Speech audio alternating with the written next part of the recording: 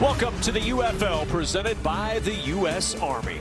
Back in Memphis, Tennessee, it is a warm one. Some storms came through earlier in the day, and that jacked the humidity up to 66%, along with those 86-degree temps sweltering in the middle of it. Our Devin Gardner with John DeFilippo on the sideline. Yes, I am. And Coach, earlier this week, you and a host of others went and served Alpha Omega Veteran Services. What was that experience like for you and your team? It was an awesome experience. Anytime you can give back, especially to the Memphis community, it's awesome, and especially doing it over, which is such a special weekend, Memorial Day weekend for so many people in our country now and in the past. So we were honored to do that.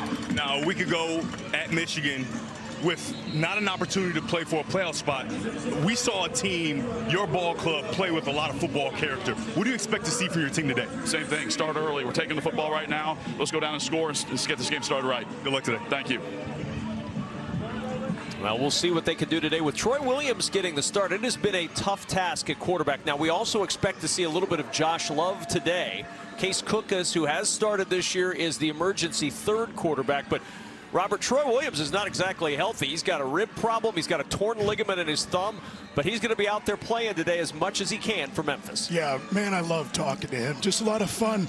And, you know, he talks about his basketball background and how that's helped him. We'll talk about that during the broadcast. But both of these quarterbacks, very capable, but interested to see Troy Williams, how many of those plays he's going to get. He said he's healthy enough to go. Obviously, he's going to be getting the start, but we'll see how soon Josh Love gets in.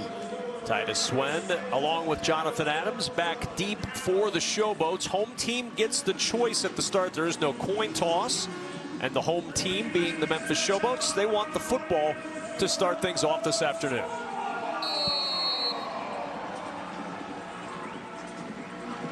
Paxton Brooks to kick it off for the defenders.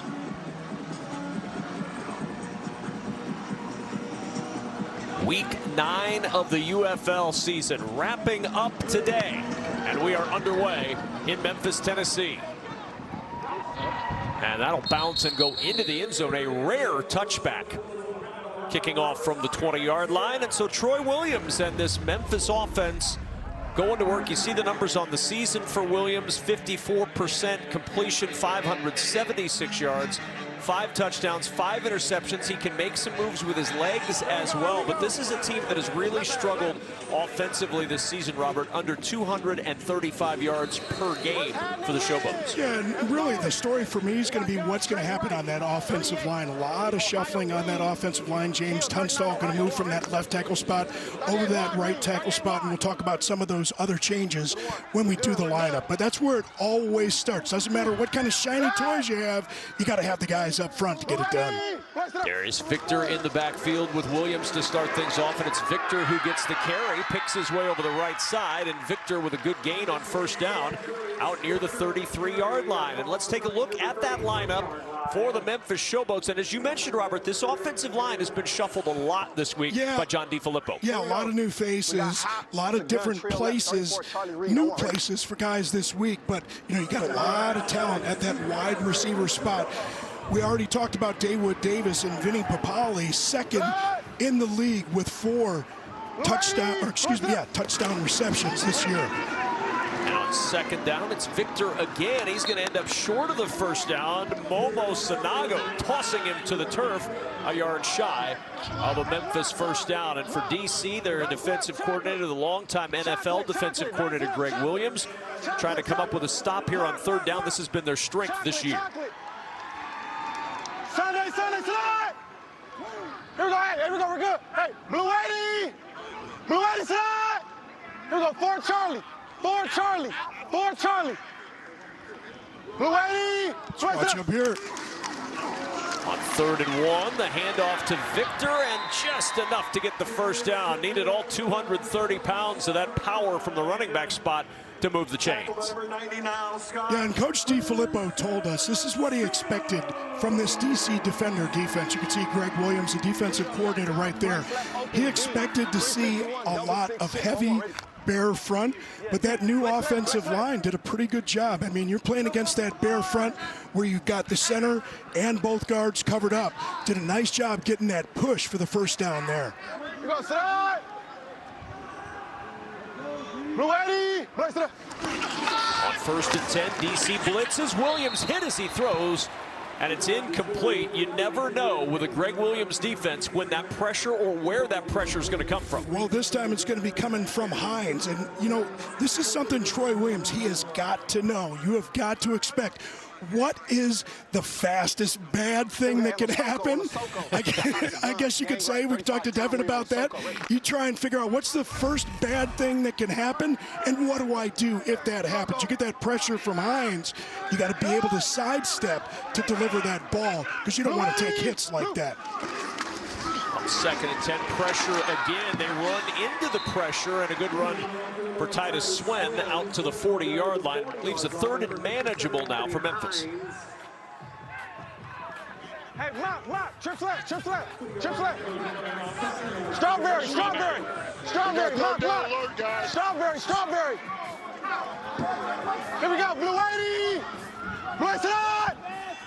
Here we go, we're good. You're going to see a lot of this all day long from Greg Williams. You never know who's going to be blitzing, who's going to be dropping into coverage, trying to take away some of those underneath quick throws. Tough task for the quarterback. Williams stepping into the pocket, floats it over the middle and incomplete. He wanted Vinny Papali, and he just could not pull that in with one hand. It'll bring up 4th and 7 for Memphis. Well, and you can see Troy Williams, and it's so easy to say when you're up in the booth, you have to step into that throw to make sure that your mechanics are correct and that you're going to be able to get an accurate throw, but just wasn't able to step into that throw, kind of short arms it a little bit with that pressure in his face and makes it incomplete.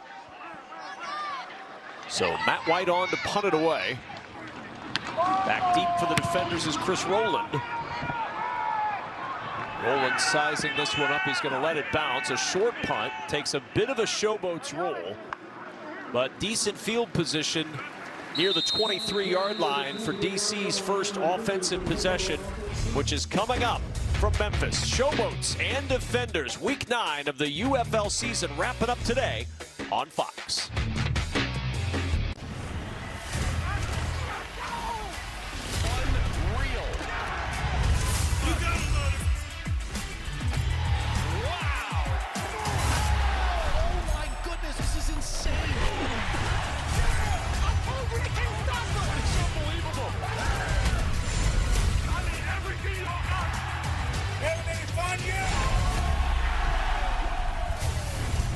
United Football League on Fox. First possession of the afternoon for the DC Defenders offense. Jordan Ta'amu coming out to go to work. And Robert, you see the numbers, 3rd in the UFL in pass yards this season. But the Defenders want to get the pace going a little bit here early against this Memphis defense. Yeah, they certainly do. And you can hear a 29 toss crack. So you're going to expect to see a run out here to the edge. And wide receiver up on the safety. That's what we get. And there's Darius Higgins with the carry on 1st down for the Defenders. Yeah, and they said that they needed to establish the run. And I think something interesting to watch today is having multiple tight end sets. So they go 12 or 13 personnel so that they can go some of those heavier sets to get that run going. Not wasting any time. Ta'amu back to the line on 2nd and 6. First completion. It's Brandon Smith who hops for the 1st down and then gets shoved as he hopped on that sideline out of bounds. A nice catch and throw from Jordan Ta'amu, and he's got some talented wide receivers. You saw Brandon Smith there, and of course Chris Rowland and Ty Scott, his favorite target.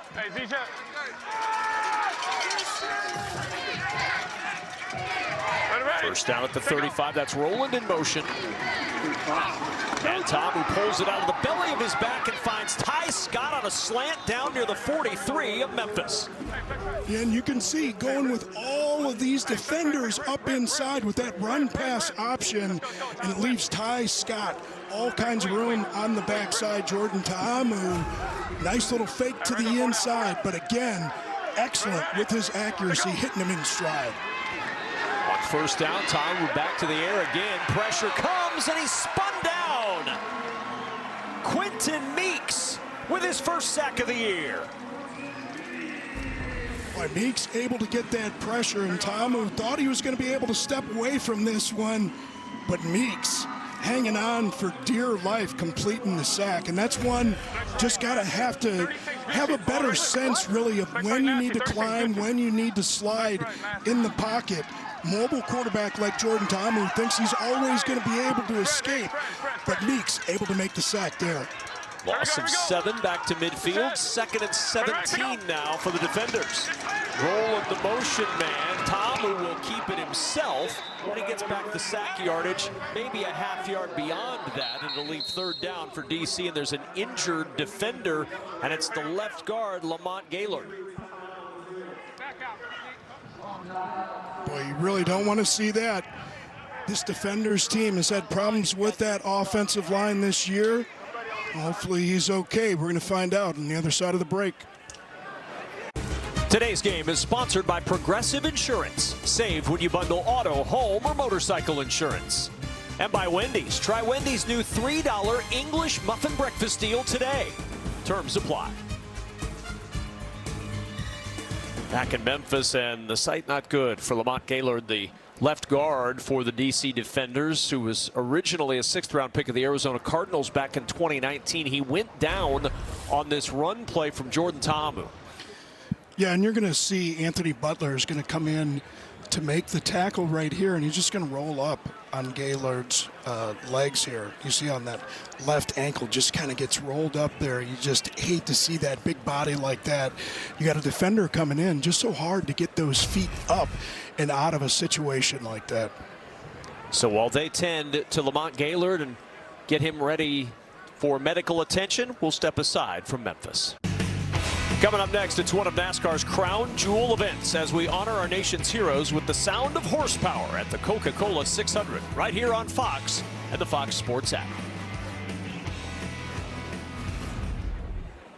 Lamont Gaylord on the cart with that left leg wrapped up, headed to the locker room. Obviously, Lamont Gaylord's day is done for the DC Defenders, and there's only 7 active offensive linemen, Robert, so a big loss for a variety of reasons from a football standpoint.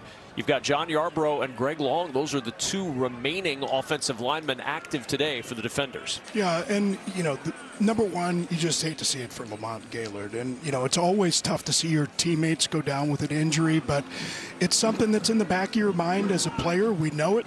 We know it's a next man up mentality, but always tough to see one of your players go down. And John Yarbrough, who began this year with San Antonio, now with the Defenders and now in at left guard for DC. 3rd and 10 as we get back to football from the 43-yard line of Memphis. They have struggled on the offensive end on 3rd down this year. Worst in the UFL, just 34%. Ta'amu fires and a strike thrown to Brandon Smith, but a good open field tackle by Kyrie Woods holds him short of the 1st down. A great play by Kyrie Woods, really just anticipating the route perfectly on the outside. Watch him break on this. Great form tackle. That's the way to get it done. You understand where the sticks are, understand what kind of route combinations you're going to see, but you plant that foot, come up and make that stick. And now Matt McCrane on, trying the field goal from 53. And a timeout is called on this 4th and 2 play. The field goal, DC calls timeout before the McCrane field goal kick. Yeah, McCrane's kicked a 58-yarder this year. Going for it. We're going for it. We're going for it, all right? We're going for it. We're going for it. No, it's not punt. We're going for it. Yeah, no, we need the play call. Play. Play. Well, you hear it right there. No field goal attempt. Start walking that way. So I love talking to Reggie Barlow this week. But you see the gamesmanship going on right now, Robert. He said start walking that way to his punter, Paxton Brooks. They want him on the field, and now all of a sudden the offense runs out instead of the kick team. Yeah, and you're trying to get that defense. You're trying to catch them off guard, and you're going to see the substitutions from the defense. You're like, wait a second. All right, we're going to call timeout. We got the wrong personnel.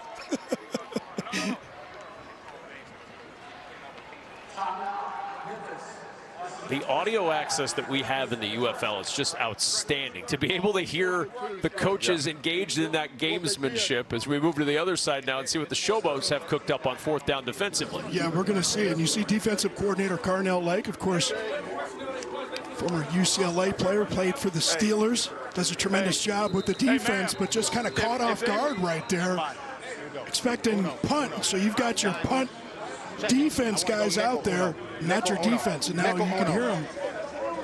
He wants his nickel defense, likely to be a heavy nickel with a 4th and 2. You want some bigger bodies in there, able to stop the run.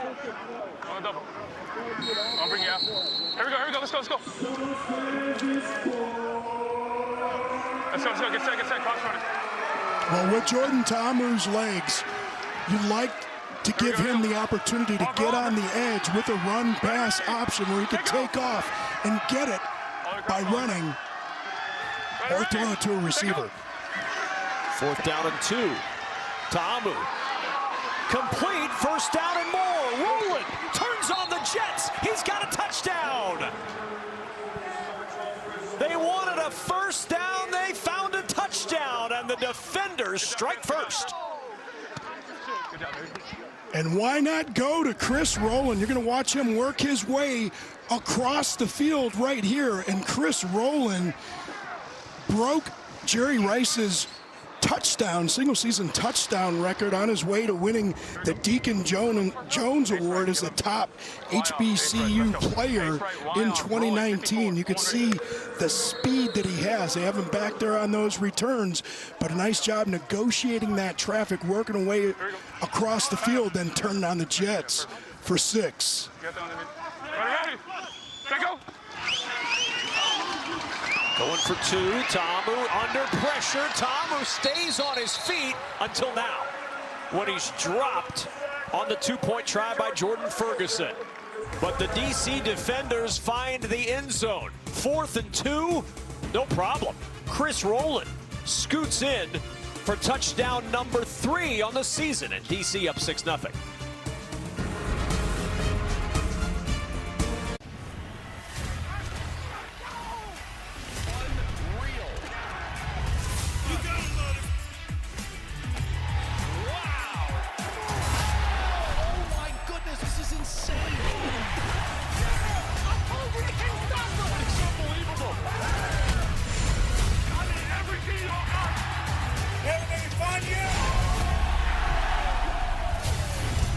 United Football League on Fox.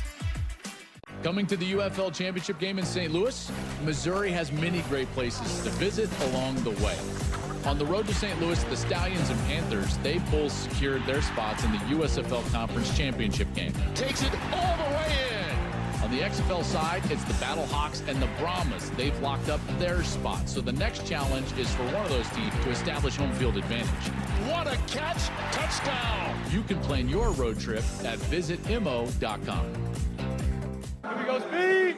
How about Jordan Ta'amu on that drive? 4 for 4, 73 yards. The first opening drive touchdown of the season for the defenders. Boy, here you can see him going down, and this is the conversion attempt. It says he got a bit of a stinger. Looks like he actually comes down on his right shoulder here. And remember, at the end of the game a week ago against St. Louis, he had to come out of the game because of the stinger, but they're looking at his left shoulder there, so kind of tough to figure what's going on. Maybe we'll get an answer here. Maybe Devin can get over there, our Michigan man, down on the field and find out what's going on. Well, you saw Jalen McClendon, the former Baylor Bear, warming up on the DC sideline. We'll keep our eyes out. We were talking before the game with Jordan Ta'amu, Robert. He said he hadn't had a stinger in years, maybe ever, until last week, and now maybe back-to-back stingers for the starting quarterback in DC. Look at the Michigan man showing off his guns on the sideline. We saw that earlier in the season with Jake Butt. It must be a Michigan man thing, I guess. Sun's out now, so the guns are out for Devin Gardner. Right? Yeah, but that's the thing about injuries like that. You know, sometimes, you know, I think especially with stingers, you know, the stingers once you get one, you're probably more susceptible to get more of those. So, hadn't had it in years, had it last week. McClendon comes in for one play, the last play for DC. And we'll see if Jordan's going to be able to make his way back in the game. Obviously a windy day in Memphis, so we'll use a holder here to get this kickoff going.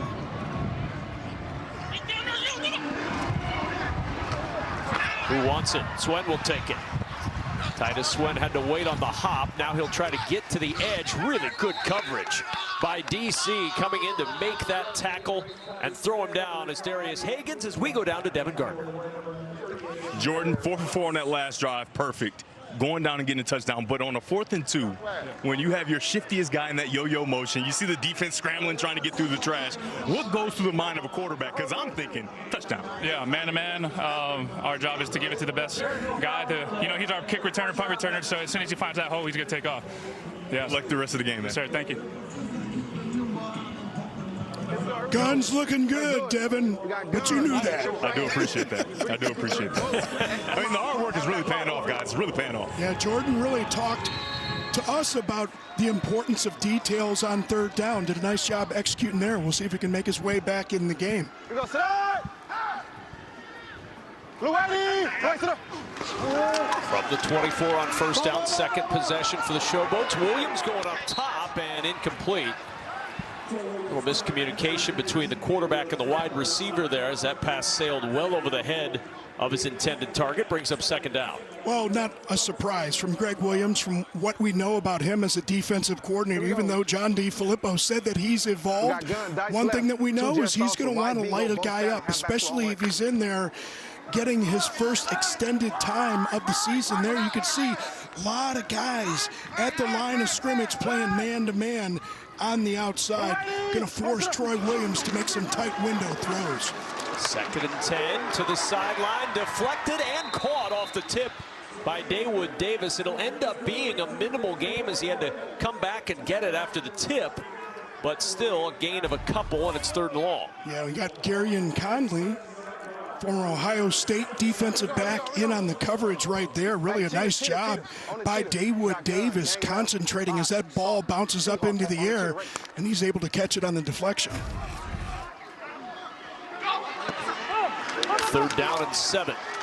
Good protection this time for Williams. Throws in the flat to Adams, but he's short of the 1st down. DeAndre Baker there to make another good open field tackle. Excellent tackling early by this defender's secondary. Yeah, and that's what Troy Williams really said about this defense. He said the numbers haven't been great for these defense, but their eyes are always in the right place. And, you called it, partner. Just an excellent tackle by Baker. And Baker, man, he's fun. He does a lot of John, a lot of talking out there, but he's definitely got the play to back it up. And as a cornerback, not just a coverage guy, also very good with his tackling. Former 1st rounder by the Giants just a few years back in 2019. Takes a nice Memphis bounce and another kick inside the 15-yard line. Trying to get a little air behind it. That wind to push it down near the 11-yard line, and a timeout on the field. The DC defenders feeling good on the road early with a 6-0 lead. Come join Underdog Fantasy to get in on the UFL action. Scan the QR code to learn more. 6-0 lead for the DC defenders. 6:12 remaining in quarter number 1. And no place like home. That's not necessarily the case for these DC defenders, because the road has felt more like home for DC than home has. Road-home split's not what you'd expect to see for a team like the defenders. Well, sometimes, though, when you get on the road, it's just easier to focus. You understand that it's a business trip because you're getting on that bus, to go to the airport. And once you get there, it's just all about taking care of business. Sometimes at home, worrying about tickets, all those other things. Tabu on 1st down to Caden Smith, the tight end, across the 20 and out of bounds near the 22-yard line. Caden Smith, the pride of Marcus High School, the Marcus Marauders. They got a heck of a band there on the north side of the Dallas area. Stanford product, and he's that extra tight end that you could see when they're trying to run the football as well today. Robert Smith, a man of many interests, including band information in the Dallas metro area. A little bit of inside info. Actually, I've been living in Dallas for 8 years, and I got to my first high school football game this year, and it was Marcus against the Highland Park Scots, the former team of one Matthew Stafford. Well, I've heard it takes a long time to get high school football tickets down there. I didn't know it'd take 8 years. Tamu over the middle on a cross. It's Kiki QT, the former Houston Texan, out to the 30-yard line, and it'll bring up 3rd down and short.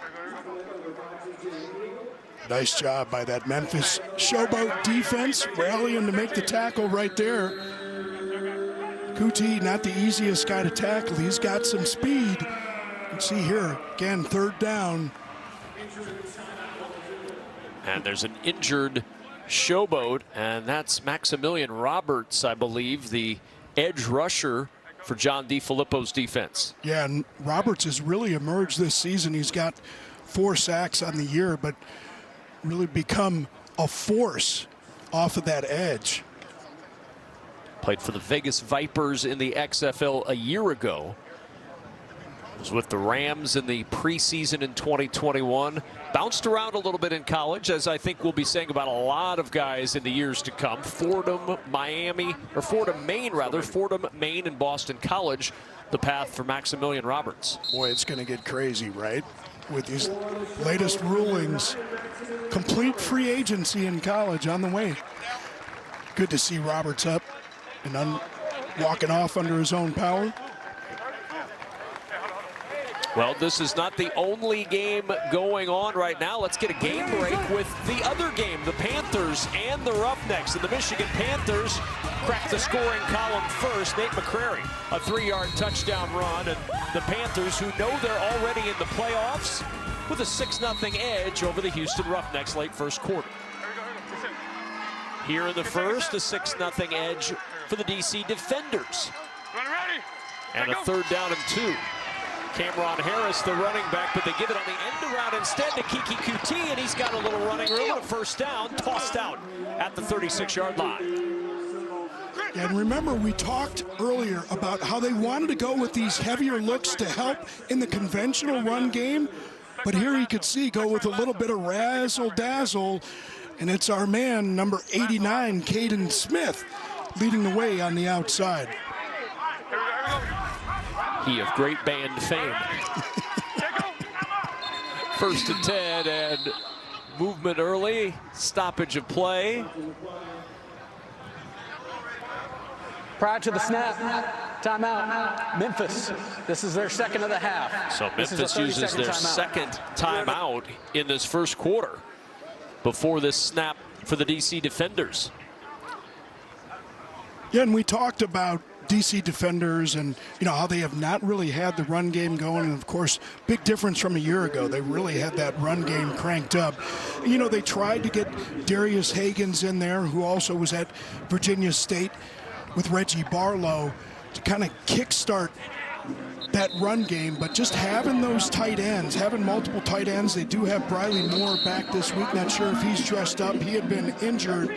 So having those extra tight ends, you go with those 2 tight end sets, those 3 tight end sets even sometimes, and you kind of force the hand of the defense from a personnel perspective, but it really opens up the playbook because you see a lot of empty sets and 3 wide receiver sets from DC. They haven't really had the opportunity to use those multiple tight end sets coming into this game. Here we go. 1st down and 10 at the 37-yard line. Ready, set, go. Rolling the motion man, gets the carry, turns up.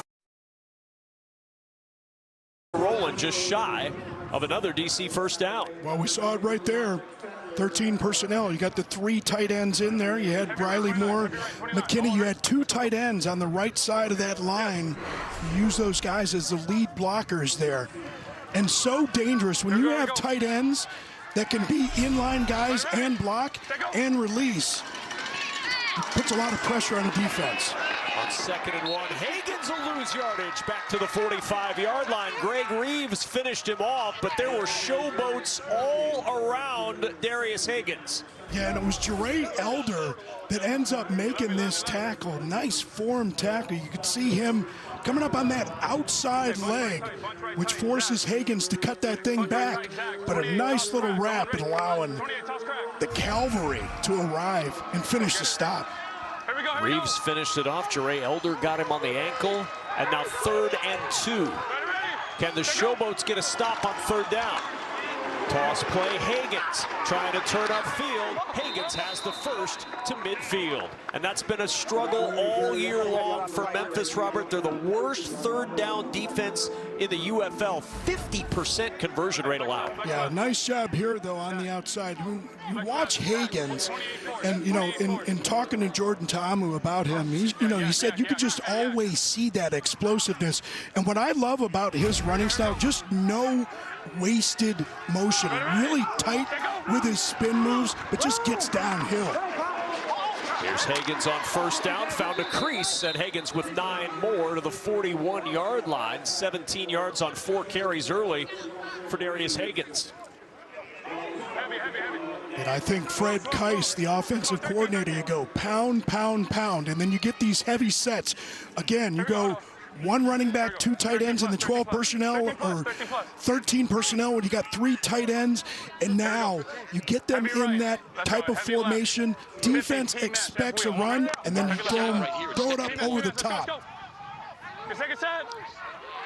Ready, set, go. 2nd and 1. Ta'amu over the middle, 1st down to the 35-yard line. Found his tight end Alex Ellis. And you're going to see Ellis coming from the right side of the formation right here and just being quarterback friendly, right? You got 2 tight ends in the same spot right there.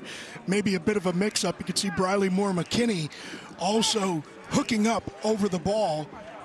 But Ta'amu able to hit Ellis. And what I love about Ellis, you can see he just really strong hands and does a nice job extending the ball away from defenders, really understands spacing, but also is just a natural catcher of the ball, which is something that you don't always see from bigger tight ends. Had a little equipment malfunction there at the end. Mack and Mayetti, their helmets getting tangled up. Here we go, here we go. A wardrobe malfunction, you might say? Yeah. Janet Jackson would be proud. 1st and 10 at the 36-yard line. QT in motion. The handoff instead to Cameron Harris, who's swallowed up in the backfield. And I do mean swallowed. Big Josiah Bronson, 304 pounds, and he just smothers Cameron Harris. Boy, just watch the quick step. That first step of Bronson. Yeah, that's the running back view right there. Just a lot of feet and grass. You know, that's one where the guy breaks free, and as a running back, you get that ball and you say, okay, you guys won this snap, but I got to hang on to the football. Loss of 1 brings up 2nd and 11. Ta'amu to throw. Now going to tuck it and scramble. Ta'amu with lots of room inside the 20, veering out of bounds near the 14 with a 1st down. Boy, look at the block from running back Cameron Harris on this one. You're going to get a linebacker blitz. He's going to pick that up, and Jordan Ta'amu wisely sees that there's all kinds of space. They bring that linebacker blitz. My running back picks it up. That's going to leave me some room to use my legs. Turn on the jets, get the 1st down. A 22-yard run. Memphis has 21 total yards of offense in this quarter. And on 1st down, it's Cameron Harris, and Harris twists his way towards the 10. Well, we keep talking about these tight ends, and now you bring those tight ends across the formation, kind of like a counter run where you're using the tight ends. Just so much flexibility it provides to your offense, and all of those guys, whether it's Ellis or McKinney or Smith, they can all catch the ball as well. And that play takes us to the end of the 1st quarter in Memphis on a steamy, windy afternoon in Tennessee. The Showboats trying to get on track, but it's the DC Defenders with the early 6-0 edge at the end of 1. Welcome to the UFL presented by the U.S. Army. Second quarter about to begin in Memphis. A 6-0 lead for the DC Defenders. Jordan Ta'amu doing it all right now, Robert Smith. Yeah, he certainly is. You can see on that run pass option, excellent with the accuracy, but you can see the use of the legs as well. And just playing the position intelligently, really understanding what the defense is trying to do. And as he said, it's not always about making the big play, it's about making the smart decisions. And you can see right there, 7 of 7 on the day. 21 total yards for Memphis in that first quarter, 156 for DC. 13th play of the drive coming for the defenders. Kuti with the carry, trying to get to the edge on 2nd and 5, and he'll end up 3rd and 1. Let's listen into the play call, see what they've got on 3rd and short. Stop the coach. Third and half a yard, third and half a yard. Here we go. Hey. Spread right, nasty. 36 Gucci. Spread right, nasty. 36 Gucci. Gucci is that guard.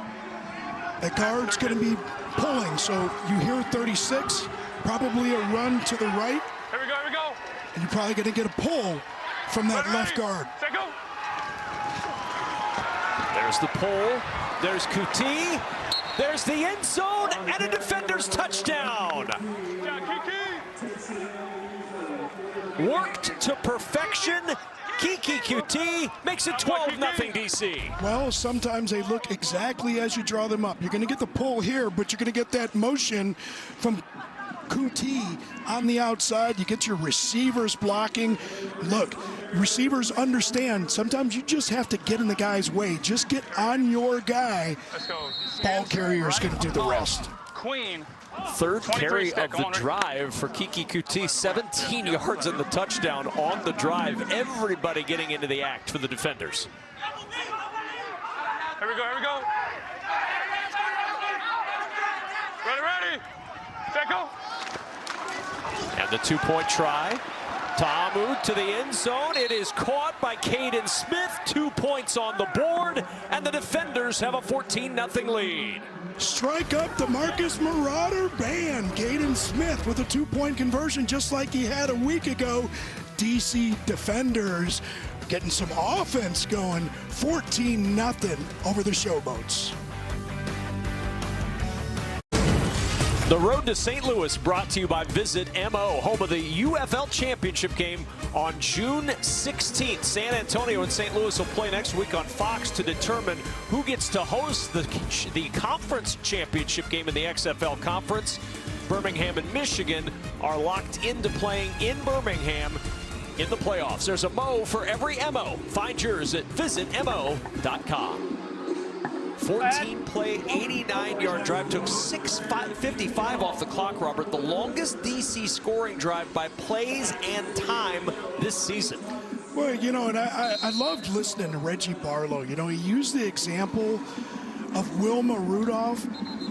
3 gold medals she won in the 1960 Olympics as a sprinter. And, you know, as a child, she had some issues with her legs. And, you know, obviously both of the teams eliminated from playoff contention, but I thought it was really cool. You know, he said, you know, use the IBM, the IBM acronym, you know, imagine, believe, and manifest. Really cool. You know, you have different ways of motivating your players, really understanding what it is that's going to make those guys come out and play, and they certainly have come out on fire today. Well, and that's what you're looking for. Both of these teams have been eliminated from playoff competition, so while they're trying to win today, Robert, each of these franchises with an eye on next year. And how do you find the motivation to play today with an eye on next year? That's what Reggie Barlow was talking about there. Here's Titus Swen, who goes down near the 31-yard line. Now Troy Williams has his opportunity, and of course that offensive line has had his issues. He hasn't had a lot of space, but they really do have to try and keep this offense balanced. You have to mix in some of that run attack as well, because you do not want this DC defender defense just teeing off on your quarterback. 9 first downs for DC, while only 9 plays have been run for Memphis. The Showboats hoping to give their defense a little bit of a break here and get some sustained offense going behind Troy Williams. On first down, good start to the drive. Darius Victor with a good, strong first down run. Yeah, and Darius Victor, you know, the proverbial bowling ball with butcher knives. You know, you got a guy like him. You got to try and get him the ball. But of course, when you have that offensive line struggling the way that they do, they just have not been able to find that balance for most of the year. 2nd and 4 from the 37. Victor again on the delayed handoff, and he'll end up about 2 yards shy, Robert, of a first down. Well, here we go. The Darius Victor bio out of Towson. 2022 USFL Offensive Player of the Year. Boy, he's a really cool story as well. Him and Titus Swen, both from war-torn Liberia. Just an incredible story of perseverance. These guys getting over here and both becoming players for this Showboats team. Yeah, Darius Victor's family lived in a refugee camp on the Ivory Coast, while Titus Swen ended up in Sierra Leone, and there's a sack on 3rd and short for Malik Fisher, his 7th sack of the season, but there is a flag down.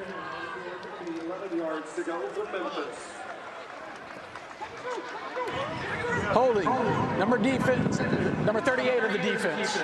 The 5-yard penalty, automatic, first down. And Nyder Rouse's hold gives Memphis new life offensively.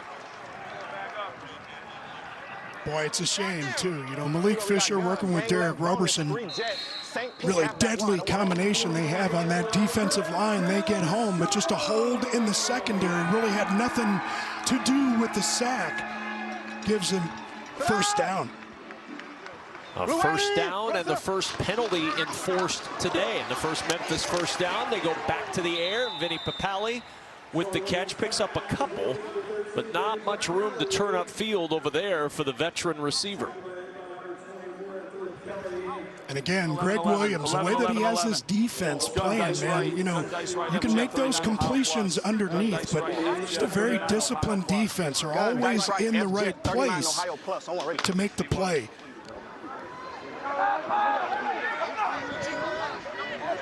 Here we go. A lot of tight man coverage that you see again.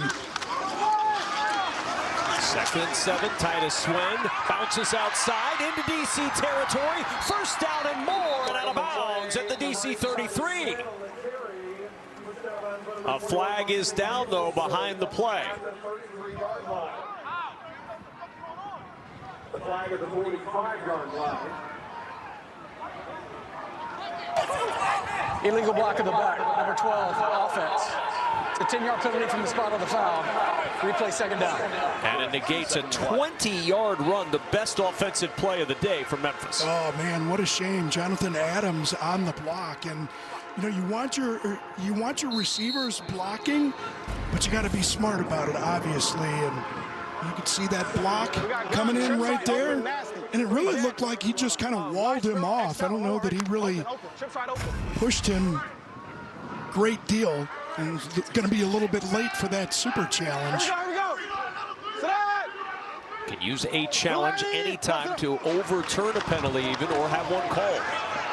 Williams on 2nd and 9, floats it out. What a catch by Jonathan Adams. He's short of the first down at the DC 49, but an outstanding grab with one hand by Adams. I want you to watch Troy Williams just lose a little bit of ground just before that throw to Adams, though, and I love the poise in the pocket. Devin, you love to see that from the quarterback. Don't panic in there. Buy yourself just a little bit more time and make that throw.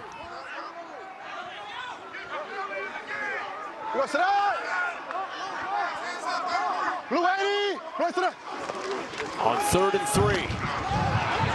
Williams, nobody open, down he goes.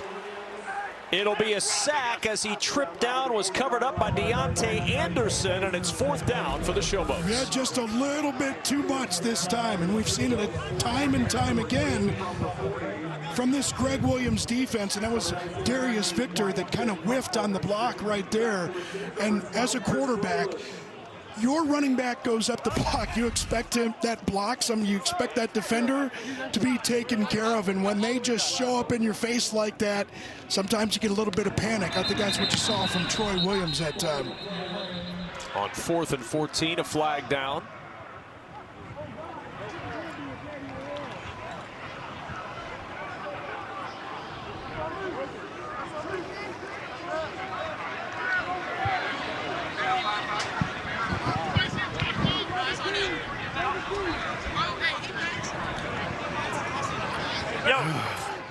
Our officiating crew sorting this one out.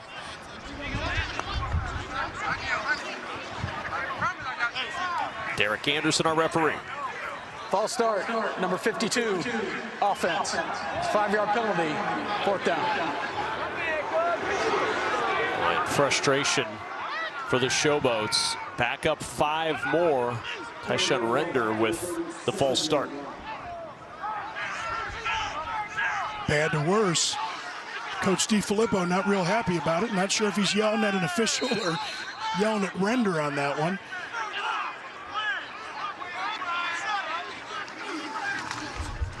So 4th down and long, and White to punt it away.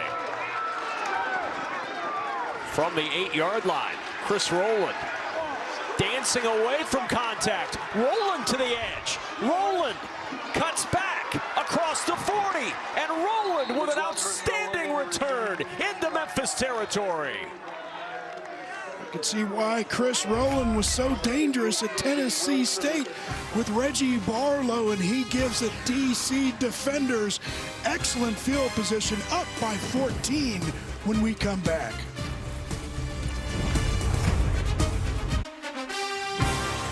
Today's game is sponsored by Prime and by Heineken Silver. Please drink responsibly. Let's go down on the field. Devin Gardner's with a special guest. Yes, I am, Kevin. Tell the people at home your name and where you're from. All right, so I'm Jacquick Kirkendall, Sergeant First Class Jacquick Kirkendall. I'm from Memphis, Tennessee. What do you do in the Army? Well, currently I'm a 79 Tango, which is a career recruiter, but I originally joined as a 31 Bravo, which is a military police officer. Why did you answer the call to serve?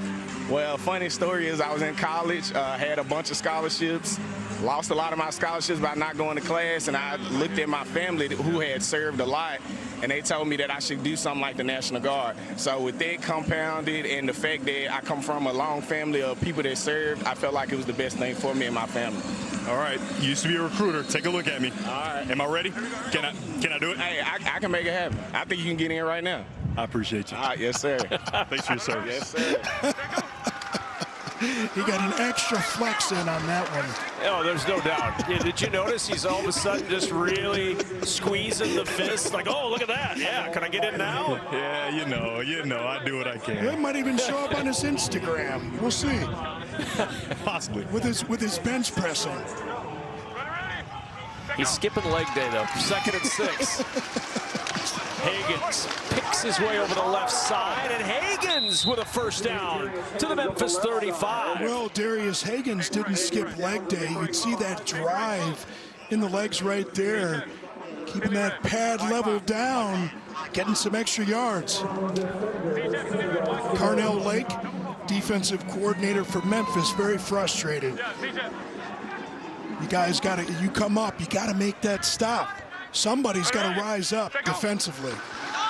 First down and 10. Ta'amu with time in a clean pocket, going deep, and it is intercepted. Picked off in the end zone by DJ Daniel, his first pick of the year. And unfortunately, when Jordan Ta'amu makes mistakes, it's generally overthrows. Threw interception last year, and this is his 8th of the season, the most of the year. Memphis in business when we come back.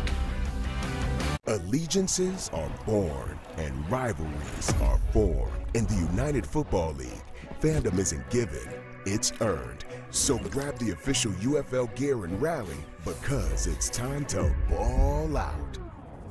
Get hoodies, shirts, hats, and more, and feel the rush of victory. Who will you choose? Head to shop.theufl.com and get your official gear today. May is Brain Tumor Awareness Month. To support this important cause and show love for the extended UFL family, the league has launched a limited edition t-shirt with its official off-field apparel partner, MSX by Michael Strahan. 100% of the net proceeds from the sale of the shirt will go to the Preston Robert Tisch Brain Tumor Center at Duke University, a pioneering institution dedicated to cutting-edge research and compassionate care for patients battling brain tumors. Available now through May 31st at shop.theufl.com. Michael Strahan and his daughter Isabella. Hey, here we go. Hey, gun bunch right. Such a wonderful cause. And again, it's at shop.theufl.com. New quarterback in. We expected to see this at some point today, and it's Josh Love, who was 9 of 12 a week ago against Michigan. And on first down, he hands to Darius Victor, who gets a couple out near the 27-yard line. Love, who played 2 years in the USFL for the Maulers and the Panthers, with the Memphis Showboats this year getting an opportunity now in relief of Troy Williams. Well, obviously Memphis has got to get something going offensively. DC stuffed that run on first down, but you're guessing you want to give Josh Love a quick completion, something on the outside. But the way DC has been playing, they're really taking away those short, quick throws with that man coverage. On second down, another carry from Victor, and Victor fights his way out to the 30-yard line. Third down coming up for Memphis. There you go, third down, and third and about 7 or 8 we're going to have here. Greg Williams, the defensive coordinator, you know what he's thinking, man. Light him up. Light him up. You got to bring the pressure. Only 3rd and 5. But the way that he's been playing defense and just his mentality in general, you're expecting some heat on Josh Love, the new quarterback in for the Showboats. Tight man coverage on the outside, taking away those easy throws. Here comes that pressure. Love stands in, hit as he throws, and it's incomplete at the 45-yard line. That pressure came in awfully quick on Josh Love, and it's 4th down. Looks like it's going to be Malik Fisher again, and working his way back to the inside. And of course, Josh Love, just getting into the game, does a nice job standing in there. But that DC defender defense really tight in coverage on the back end. Love not able to make the completion. Second 3 and out of the afternoon. Matt White to punt it away. Chris Rowland, the deep man, had the longest punt return in the UFL a moment ago at 45 yards. Will not get 45 yards this time. Excellent coverage. Jordan Ferguson finishing him off. So a quick offensive series for Memphis. The DC offense to work next.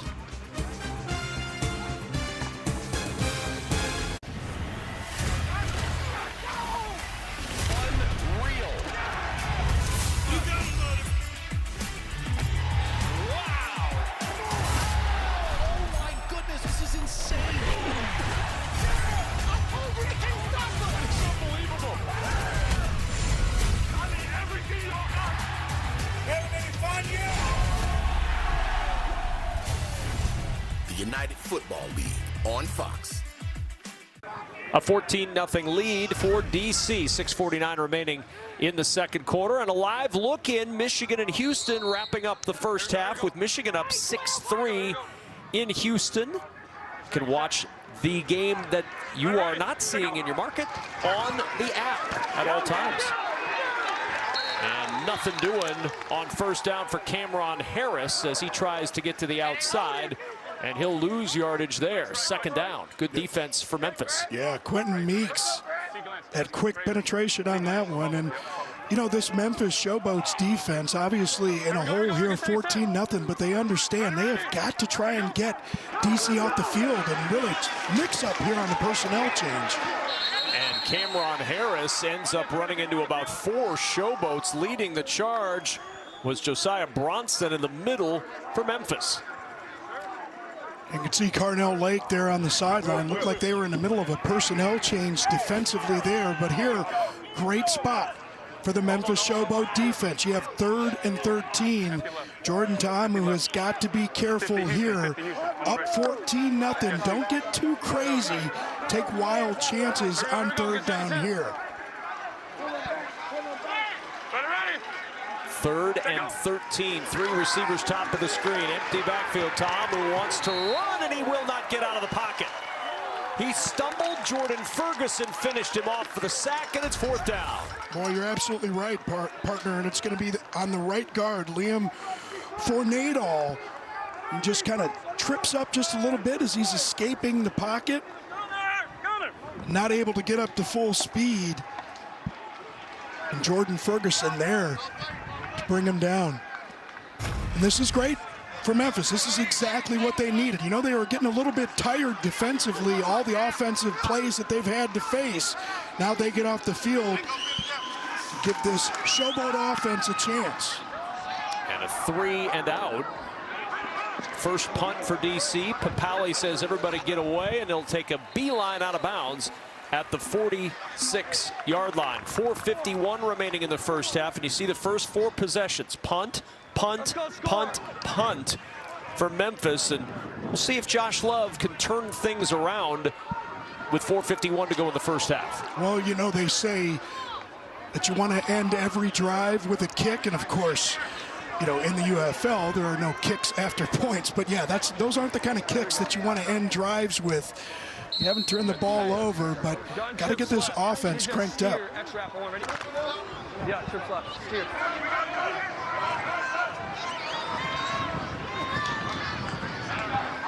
Get out if you can. First down and 10. Excellent starting field position at the 46-yard line. Love to the air on first down. Pressured, flag down, and Love just has to throw this one away. He had a receiver in the area. That was Sage Surratt, the tight end. We'll see about this flag.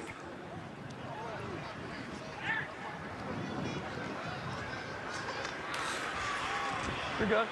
Illegal use of the hands, hands to the face, number 48 defense. It's a 5-yard penalty, an automatic first down. Andre Mintz with the flag, and it's 1st and 10 Memphis.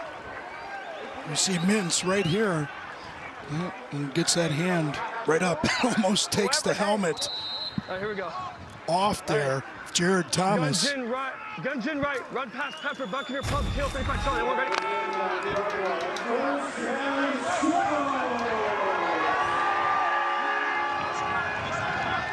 Slot, right here. 180, what's that? First play in opponent territory now for Memphis. And Love hit as he throws, incomplete. Well, that pressure was climbing into the pocket again at quarterback Josh Love, and it's 2nd and 10. Yeah, and I think that was Andre Mintz with the pressure. We're listening 11, on the call 11, here. 11, 11, 11. So they'll go 3 Here we wides. go. Hey, I want to go. Hey, bunch left, bunch left, bunch left. Hey, let's go. Hey, 98. Let's go bunch left. Let's go 38 Ohio special. Here we go. Hey, bunch left, 38 Ohio special, 1, ready? So Ohio special, you heard the 38. Normally, if it's a city or a state, it's going to be a run to the right. There's the run to the right. Titus Sweat doing an outstanding job sifting through that defender's defense to get positive yardage and a good gain of nearly 8. BYOB, in the sense of be your own blocker sometimes, and you can see right there, able to get the cut up inside of Anthony Hines, who got a little bit too far upfield, but breaking some tackles downfield too, and that's what it takes in situations like this. You're down in a game like this, struggling offensively, guys just got to rise up, make something happen. 3rd down and 2. Victor turns it upfield. Victor stumbling a little bit, but he's got the first down to the 15-yard line. Oh, that turf monster almost gets Darius Victor on this one, but we talk about making something happen. The offensive line, just give Victor a little bit of space, and this is something that we've seen now, 2 consecutive runs. They've been able to exploit the edges of that DC defender defense. This DC defender defense, those edges love to get upfield. You can exploit that by running off tackle. 26 yards down to the 15-yard line. First down. Love to the air, to the 10. Dancing down near the 5 is Jonathan Adams.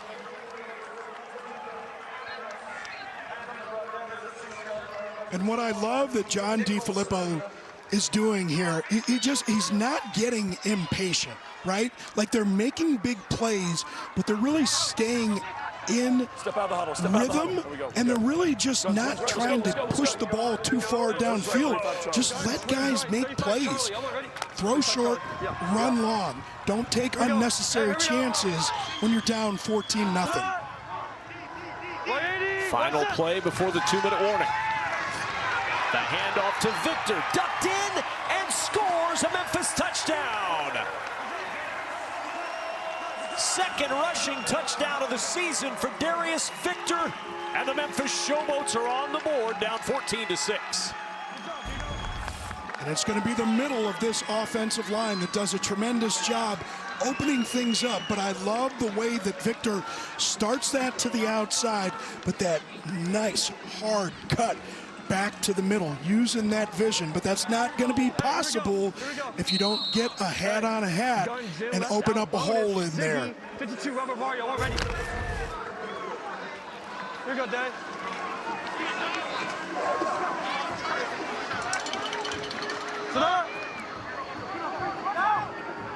Going for one. One set. Love surveying, buying time, back of the end zone, finds Adams for one.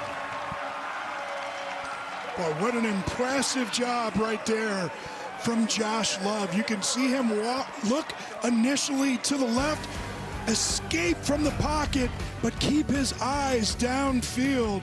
Finally, Memphis Showboats on the scoreboard, fighting their way back into this one, only down 7.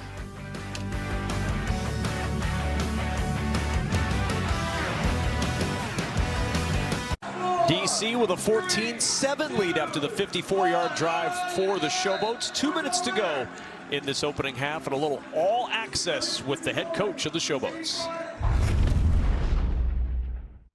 When we are in a bunch, they're holding every single play. You got to call it both ways. I know they're like Georgetown in basketball back in the day where they foul every play. You got to call it.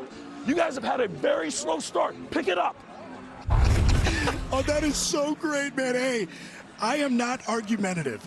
I am an equal opportunity motivator. John DeFilippo giving the refs the business on the sideline, but hey, man, you gotta talk to him, right? You gotta let them know. And if you had a shout out to the late great Hall of Famer John Thompson in Georgetown basketball on your bingo card, congratulations. Kickoff to the 5-yard line. And Rowland looking for space across the 30, and Rowland down near the 40-yard line. We check in with Devin. All right, now, Vic, you haven't seen that kind of space this season much. A lot of people might have been saying you lost it. How did it feel getting in space and being shot out of a cannon? Man, it felt good. Like riding the bike again, you know. I can still do it. So shout out to the play callers, shout out to the blocks. Couldn't do it without them, man. And I know back in the day, thick thighs saved lives. And I was wondering, do they still? Absolutely. That long run was all because of them thick thighs in front of me, baby. So shout out to the thick thighs in front of me and all thick thighs around the world. Thick thighs save lives, baby. Thick thighs around the world, y'all. Thick thighs, got thick arms, too. Might be the only arms out there bigger than Devin's. Could be. From the 39. Ta'amu to the sideline on first down, and Rowland bumped towards the sideline by DJ Daniel. Yeah. But you see Rowland, he stood up to DJ Daniel after that one and said, oh, hey, nice hit. Like he's brushing off a fly, right? Like a little bit of attitude after that. Love it. Opportunity to double up now for DC. Remember, Memphis had the option. They took the football to start this game. So DC could put points on the board and then get it back to start the second half.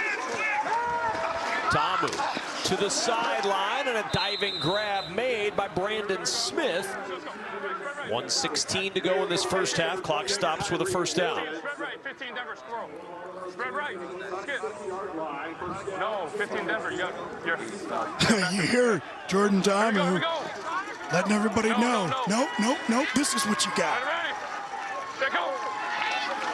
First down and 10. Tamu gonna run. Has some space. And Tamu down near the 38-yard line. Clock continuing to run.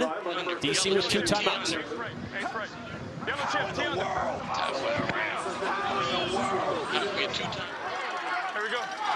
So we got double chip.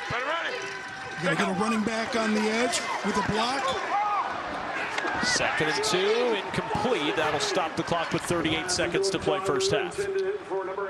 You know, Devin, I'd love to hear your opinion on Jordan Tamu. I mean, this is something that we see from him. He speeds up with his mechanics, and he just gets so high with some of those throws. We saw that with a couple interceptions a week ago. Saw again right there. Yeah, I mean, I've been in that position before, and it's well documented. He's very banged up. And sometimes when you're banged up, lower body, upper body injuries, that happens, right? Where you just forget about your mechanics and balls start to sail every once in a while. He's got to focus it in as much as possible. On 3rd and 2, there's a first down to the 33-yard line. Fit that into a tight window to Brandon Smith. 15 Denver, squirrel. Squirrel. They're going to try and go quick here. You would think with only 30 seconds left that they would have used one of those 2 timeouts. Get a free play up front. Tamu throws to QT. Kiki QT out of bounds at the 15-yard line. They'll take the result of the play rather than the 5-yard penalty here.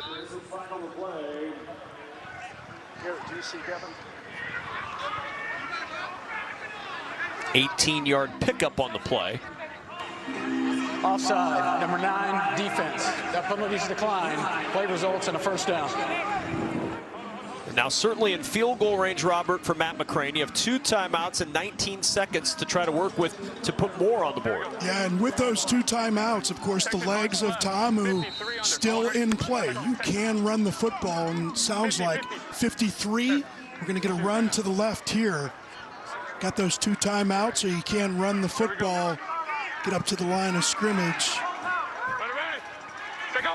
Second trip to the red zone today. They're 1 for 1. Tamu will step into the pocket, throws for the end zone. It is caught, a touchdown. Alex Ellis with the touchdown grab. And the defenders put 6 more on the board, up 20-7. You see Jordan Tamu working with one of his defensive linemen there, Yarbo. What I love from Tamu, watch him step up, eyes in the back of his head, understanding exactly when he needed to climb, still getting a perfect pass off there to Ellis. We talked about Ellis earlier, seen this from him before.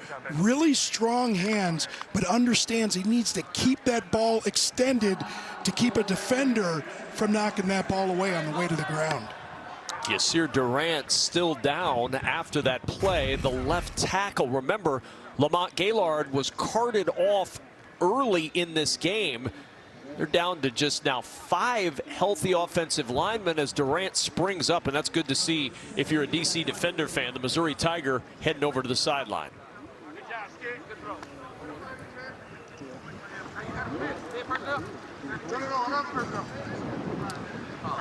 So our Progressive halftime report coming up. First half stats. We'll take a look at the highlights from the weekend, as well as the best in the UFL. That's coming up on our Progressive halftime report. Have it right. 36 Gucci. Yes. They'll go for 2, 1 for 2 today on these 2-point tries. That has been the usual choice, whether going for 1, 2, or 3. And you heard that Gucci tag again. That's where they have a guard pulling. They say a rapper, not a trapper, is the phrase that they like to use. And a rapper is when that lineman pulls around and gets upfield, as opposed to a trapper where they're trying to kick somebody out. Ready. Set, go. The 2-point try. They fake the give to QT, and in uncontested is Jordan Tamu for 2, and it's 22-7 Defenders. John Yarborough, left guard, he's going to be that rapper and work his way all the way around here. It's nice to have that little convoy into the end zone. Nice little cutback from Jordan Tamu.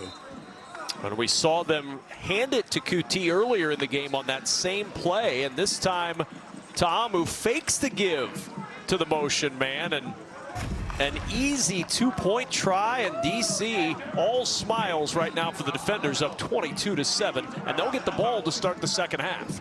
Yeah, great call there, partner. And you know what you'd like to do as a play caller is give the same looks with that motion, but then you do something just a little bit different. The last time they see that handoff up over the top, you get those linebackers flowing, leaves a hole in the middle of the defense, and you exploit it with Yarborough pulling around and then Ta'amu following him into the end zone.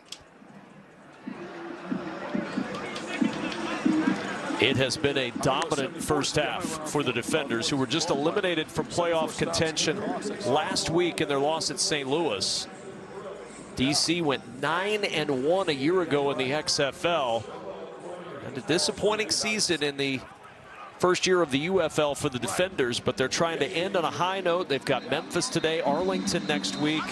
And their goal was they wanted to end 5-5. As Reggie Barlow said, we can't make the playoffs, but we'd like to be number 5 with an eye towards next year. And it was cool, you know, and, you know, we talked earlier about that IBM and using it as an acronym, but he said that he also used it as an inspiration to his team, saying, this is what we can become. IBM started off naming themselves International Business Machine, even though they weren't working internationally, but he said, this is what we can be. That's what they thought they could become. And the kickoff will bounce to Titus Swen. Swen out of bounds across the 40-yard line with 7 seconds to go. Showboats will have at least one play. Here's the playoff picture.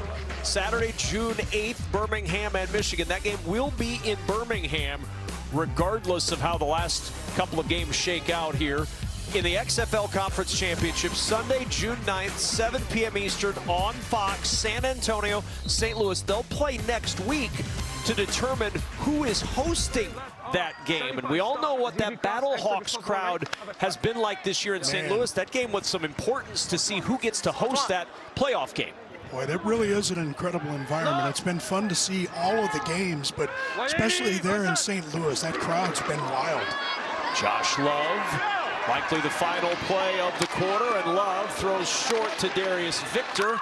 Victor is down at the 43, and halftime has arrived in Memphis, Tennessee.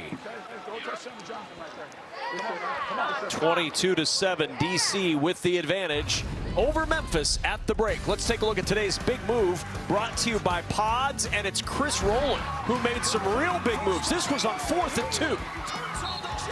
And Chris Rowland, we had said earlier, Tennessee State, and he broke Jerry Rice's reception record, 104 receptions, HBCU single season record. You could see the speed as well.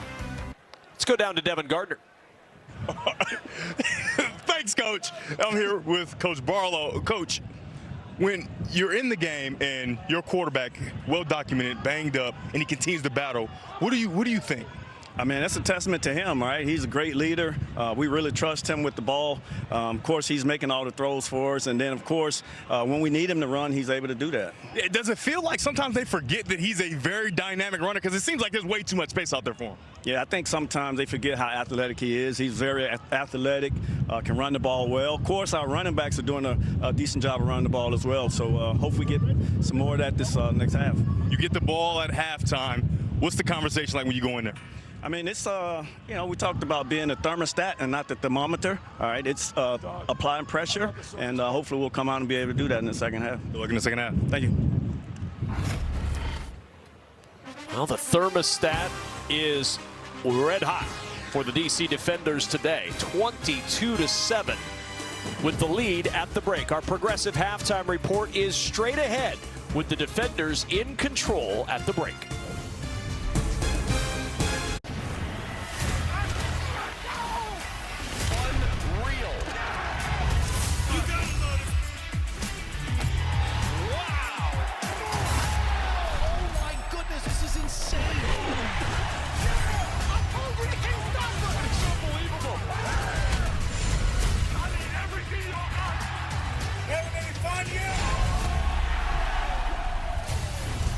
the United Football League on Fox.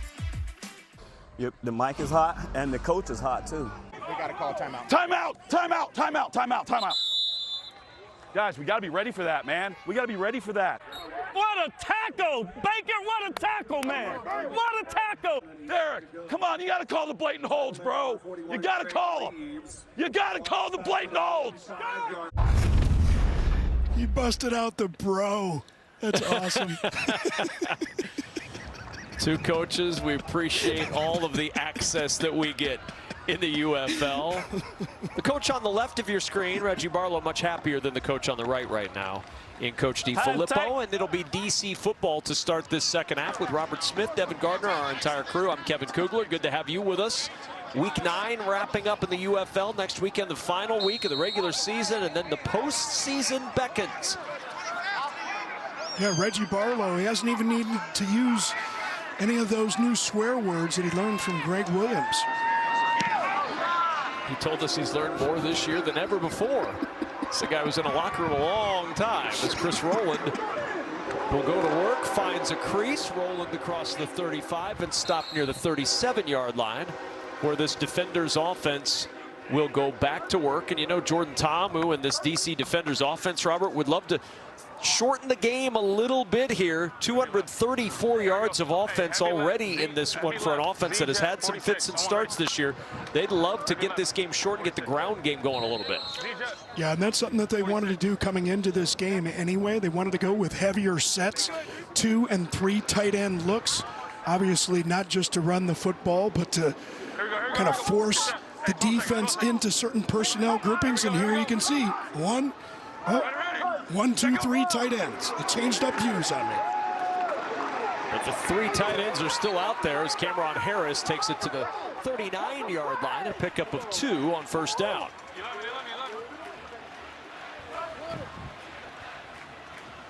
Cameron Harris, former Miami Hurricane running back. Queen. Pressure. Queen. Yeah. 52 sniper. I'm on ready.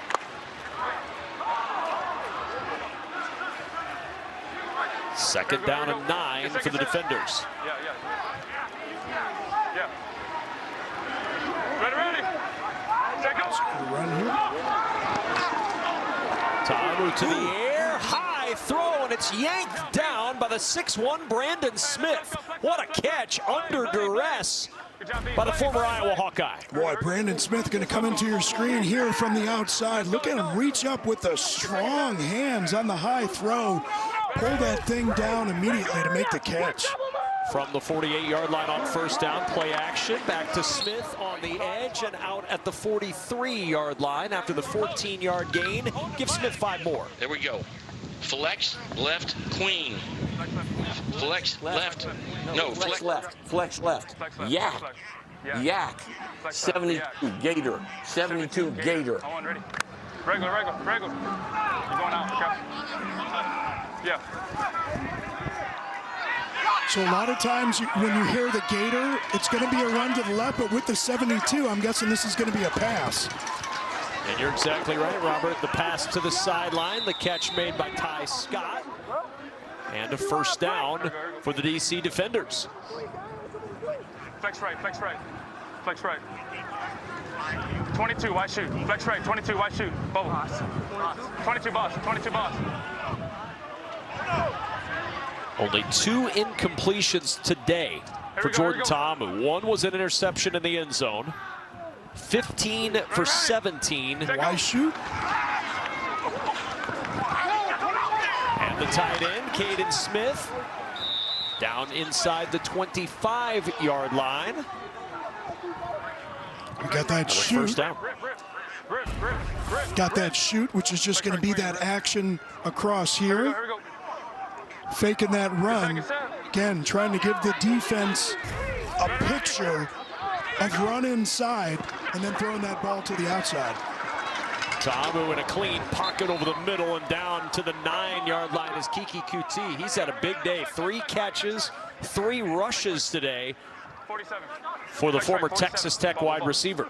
And 17 of 19 now on the day from Jordan Ta'amu, and really just firing that fastball right over the middle. And you know what you see from him, and I know that he spent some time with Patrick Mahomes and he talked about that. You see him making all kinds of throws, bad arm angles. First and goal. This is Harris. Cameron Harris down near the 7-yard line. Second and goal for DC. And of course, he said, you know, with his time with Patrick Mahomes, one of the things that he really trained himself to do was kind of put his body into bad positions to practice those throws. Now, disclaimer, there's only one Patrick Mahomes, right?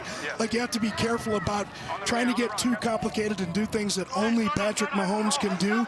But I think it's really paid dividends for him today. You can see him making all kinds of throws, no matter what the pressure has been in his face. Here's Harris to the outside. Cameron Harris down to the 2-yard line. Third and goal for DC on this opening drive of the third quarter. 13. Cameron Harris, you can see him pulling the helmet off there. I don't know if got poked in the eye or something there. But DC's really done what they've wanted to do on this drive, mixing up the run and the pass, dominated the line of scrimmage, and Jordan Ta'amu, as he's been all day long, extremely efficient. Darius Higgins in for Cameron Harris on third down and goal. Look at that play selection. 21 run, 21 pass. I think that's balanced. Yeah, that's the balance every coach dreams of. 3 tight ends again. On third and goal, and movement up front. Everybody pointing at everybody else. It was T.J. Neal, the former Auburn Tiger, who came across. Yeah, I think he might have made contact. It looked like, or he may have gotten Yarborough to jump back. Neutral zone infraction, number 5, defense. Yeah, Yarborough. Ball be placed at the 2-yard line. Yarborough must not have had any choice of going back after. Oh, it's close. Get in tight. Where do you go? Super challenge there to back them up. 12. If you have coaches evaluating some, looking at that in the booth, Let's go. back up 5 yards. Ready. Yeah. So now we got 37 Gucci. So I think we're going to get Fornadel, the right guard, pulling. Remember, we've seen that action up over the top. You're going to see the guard pull, but is this going to be a timeout? Yes, it is. The DC defenders on third and goal want to talk this one over. So we'll see if they stay with this call. This is something they've scored on before with Jordan Ta'amu running up the middle and handed that ball They ain't stopped off. the Gucci yet, Coach. Yeah. Let's go. Let's stick with it. Can I get a better one? Hey, what's the play? Though? Let's just get this one. 12. We're going to go. Yeah. Skins left. 37 Gucci. Skins left, 37 Gucci. I have a fourth down. 37 Gucci. I will, Coach. I got one. Yeah. Do you want to see? Who's running 36? Is it a 4? Don't go, guys. Sense of urgency now. Effort and energy.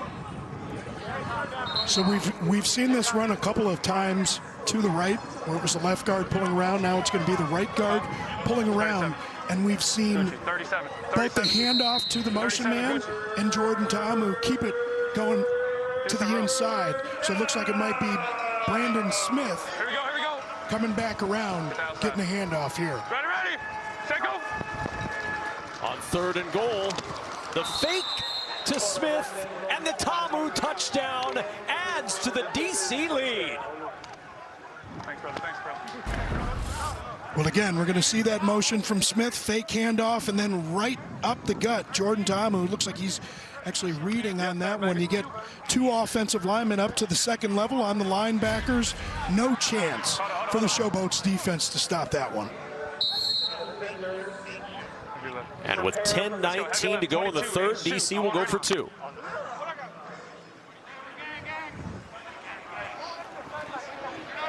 From the 5-yard line is where you go for 2 in the UFL. This has been usually the choice this year for most offenses.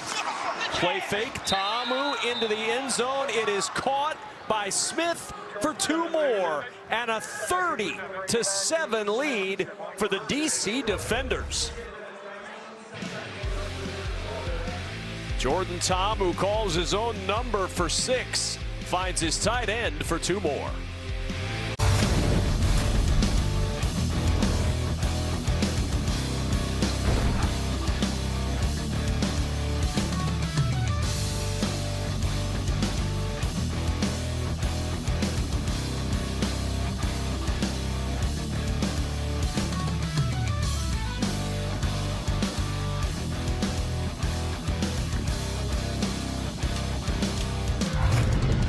Today's game flow brought to you by Progressive, and it's flowing in the way of the DC Defenders right now. 3 for 3 in the red zone today, a 9-play, 62-yard touchdown drive. Jordan Ta'amu continuing his outstanding day. 5 for 5, 54 yards in the touchdown run on that drive. 30-7 DC. Jordan Ta'amu today 17 of 19 for 199 yards and 2 touchdowns.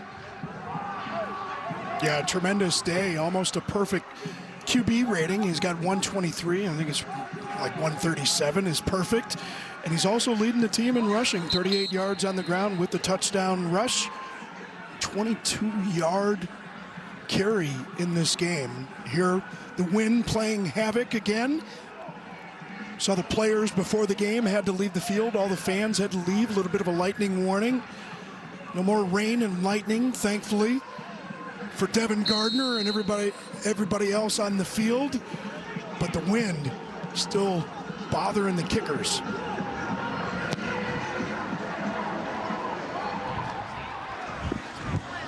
And that'll bounce into the end zone for a touchback.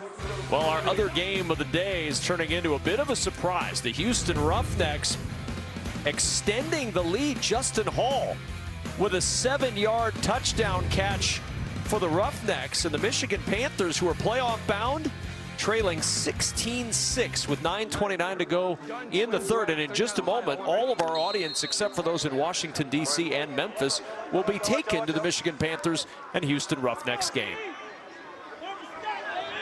Stop! 180, what's up? Here's Victor on first down. He'll lose yardage back to the 21-yard line. Excellent penetration from DC up front, and nowhere to go for Victor. Yeah, nowhere for Victor to go on that one, and certainly the blocking wasn't great, but I think it was a turf monster that got him again. It's kind of hit him a couple of times today. Got those big, thick thighs. They save lives, but they might make it a little bit harder to get those feet up off the ground. Second down and 13. After the loss of 3, back to the 22-yard line. Josh Love still in at quarterback with the pump fake, and Josh Love is down. Sacked after the fake and dropped for another loss. It'll be 3rd and long for Memphis. Yeah, not exactly sure what he saw downfield, but this is like that old Tiger Woods fake swing, and he just hangs on to that thing. But you could see he saw something downfield, didn't want to release it. I don't know if it was somebody in front of him that might have been able to block it, or if it was something that he saw late in coverage. 74 stop, rather pump, F dagger, have a flat. Come on. So 3rd and 19 now. Hey, Sunday, step. Love, pressure again, steps away from the first and the second. Checks it down short to J.J. Wilson, his tight end, and Wilson stopped well shy of a Memphis first down at the 27, and the defenders forced a 3 and out. Yeah, they certainly do, and Josh Love started to take off downfield, but he said, hey, man, JJ, you're 250 pounds-ish, maybe a few more. I think you might be better suited to go ahead and take this one and gain a few yards. 3rd 3 and out today for Memphis.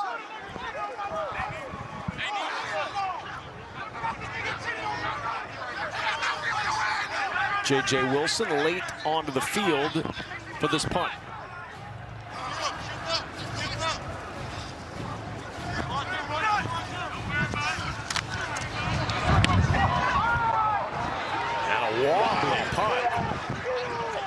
bounces at the 40, takes a big DC hop and out of bounds near the 45-yard line. Matt White had some troubles with that punt. The short punt and excellent field position. Today's game is sponsored by the all-new, all-electric Honda Prologue SUV. And by Oral-B. Brush like a pro.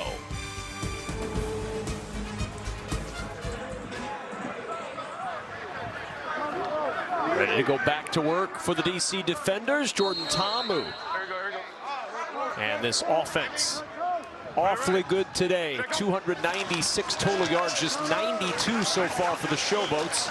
And the ground game, grinding back to work for the defenders with Darius Hagans on the first down carry. Spread left. Spread left. Get to come here. Sonic 59. Sonic 59. Spread left. Sonic 59. Normally that Sonic is that late burst type motion. Hey, Sonic 59. Here we go. Here we go. Expect a run in this area. Ready. Set go. Maybe not. They'll set up the screen to Ty Scott. And Scott with running room, zigging and zagging all the way down near the 31-yard line. Jordan Ta'amu loves that. Throw short, run long. He did get that Sonic burst motion, but then they go with that bubble screen to the outside, and you can see Ty Scott turning that short catch into a nice gain. You love to see that. Those receivers, fearless, running back to the inside. You know, wide receivers don't always catch the ball out on the outside by a lot of big bodies. You love those wide receivers. They catch it on the outside. No, you got those big defenders inside, but fearless, just run in there and pick up the yards. Season high in yardage for the DC defenders against a defense that has struggled all season long, Robert. Only 2 interceptions all year, allowed a league-high 16 rushing touchdowns. They have been at the bottom of the league in total defense, bottom of the league in scoring defense. They have allowed, coming into this game, they'd allowed 32 touchdowns in 8 games this season. Yeah, and you know, we talked about this earlier, you know, kind of evaluating what players you have and looking into next year.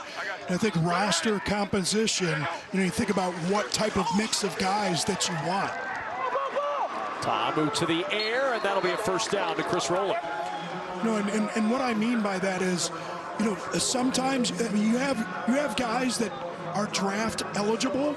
You know, some of those players become available. You bring those guys in, but you also have players that are either college players that didn't get as much NFL time or didn't get any NFL time at all, or you have guys that have been in the NFL a little while, kind of understand what it is to be a pro. So you think about the way that your roster is constructed and what you were able to get out of those guys. Well, moving forward, you want a different mix potentially. Bouncing off contact, Hagans with good yardage on first down. Well, both of these teams, Robert, came into today.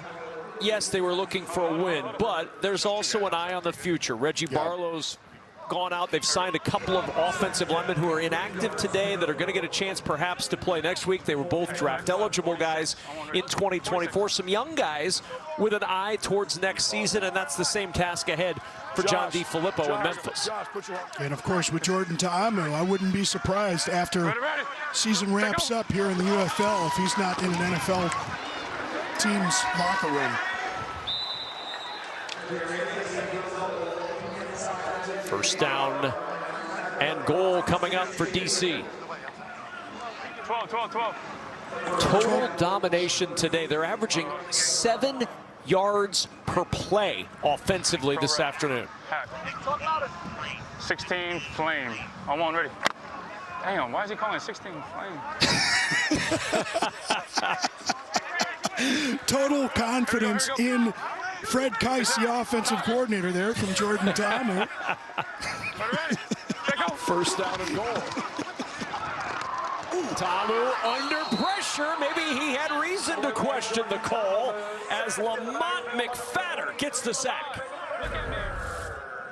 Yeah, and you're going to see Briley Moore McKinney come across the field and, not get that block off of the edge. And, yeah, so, one of the things that they mentioned to us in the call, I mean, this is Reggie Barlow said that, when Jordan heard calls that didn't sound right, how he has matured in the offense is he would normally stop those kind of things. So you would think maybe that was a situation where he would have not just complained about it so we could be entertained and hear it, but actually call timeout. On 2nd and goal, Tamu to the air, reaching out to grab it is Briley Moore McKinney. Just his 8th catch of the year, first today, and it's 3rd and goal. Yeah, he was injured in that second game of the season, early in that game. So he's been out with the injury. They love having him back. Kansas State product. Only 7 catches on the season. Spent some time in Tennessee. He's a big body that catches the ball extremely well. Ready, set, go. Roland in motion on 3rd and goal. Tamu looks that direction, then checks over the middle, and it's intercepted. In the end zone, it's picked off by Delrick Abrams, and Delrick Abrams out to the 10-yard line, opted to get up and run it out of the end zone and out to the 10. But Abrams with his 2nd pick of the year and the 2nd thrown today by Jordan Tamu in the end zone. Yeah, and we saw a couple of interceptions from him a week ago. Jordan Tamu turns it over. The Showboats again get a chance. Welcome back to the UFL, presented by the U.S. Army. DC and Memphis, late 3rd quarter, interception from Delrick Abrams. Gives it back to the Showboats. Get a game break. Panthers and Roughnecks, and the Michigan Panthers with a little bit of a rally into the end zone. It's a touchdown to Trey Quinn. 4-yard score. Roughnecks still lead, but it's down to 16-12, and Trey Quinn showing off some outstanding dance moves that you can see if you're not watching the game in your area on the Fox Sports app. Oh, he was busting a move, wasn't he? He was, I think, perhaps he was busting a move. Something. There's perhaps busted some sort of bone, maybe? I don't know. First down from the 10-yard line.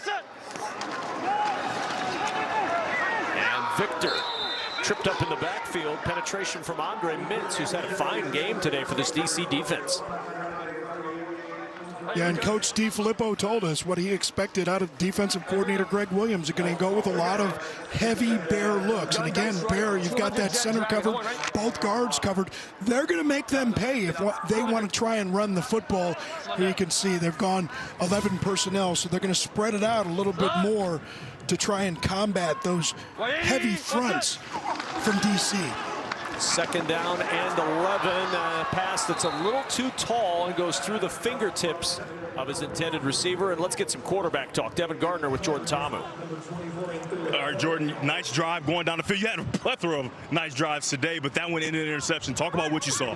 Right here, quick Z out motion. Should have just trusted my arm strength and just get it out there to Chris Rowland. Instead, I went to my next progression to Vinny and just kind of overshot it, try to throw over the O-line, and put too much air on it to get that pick. So, what are some of the things you can do to make sure you finish those drives? I mean, you've shown that you're fully capable all game. Yeah, just trust myself. I mean, just make that out route. I mean, I made it all day today. Just trust it, throw it to that front nipple pylon, and we would have scored, but just overshot it. So, good luck on the next drive. Yes, sir. Thank you. And a flag thrown on 3rd and 11. Josh Love with the deep shot, and the flag thrown against Anthula Kelly. Boy, late flag here. Of course, DC has not used a super challenge in this game, so if they wanted to challenge the call of interference, they could. Number 24, defense. It's a 15-yard penalty. Automatic first down. We'll take another look at this one in coverage on Jonathan Adams. To me, that looks like it's one worth challenging. I mean, Adams does turn back and go up for the football. You get those arms around, but did he significantly impede? I don't really see it. Impact the receiver. Go ahead and throw that challenge flag. There you go. The Super Challenge will be invoked. Coaches have one per game. They have to have a timeout to use it, and you can challenge any officiating decision. Okay. Wait a second. Are you challenging that it was or that it was not? He's like, that it was not. It's my player. I don't think it was interference. I'd love to hear Mike talk through this one, but it certainly doesn't look to me that, you know, he gets the arms around, but he doesn't really interfere with Adams' ability to go up and make that catch. I'm looking at this, obviously, and what I'm looking at is 24, who's not making any play on the ball whatsoever. And yes, there is a bit of a push by the receiver, but that's not called, not reviewable at this point, because we can only look at the challenge for defensive pass interference. He plays into him without making any play in the ball. He kind of wraps him for a bit too. There's no way that I can overturn this. So we are going to deny the challenge. The ruling on the field stands, pass interference. You never played football before. You never played football before. You never. Pitiful, man. Pitiful. Wow. Wow. Mike Pereira is at the U.S. Army Command Center. Mike, can I ask you a question about the Super Challenge in this instance? Had Reggie Barlow challenged that there was also offensive pass interference on that play, would he have had a successful Super Challenge? No. Okay. Okay. And here's the reason why. No, here's the reason why. You can't challenge two things. You can only challenge one thing. Okay. But that's what I'm saying. Say he had said in the challenge, because you can only challenge the one thing. Say he had said there should have also been offensive pass interference for the hand extended to the face of the defender.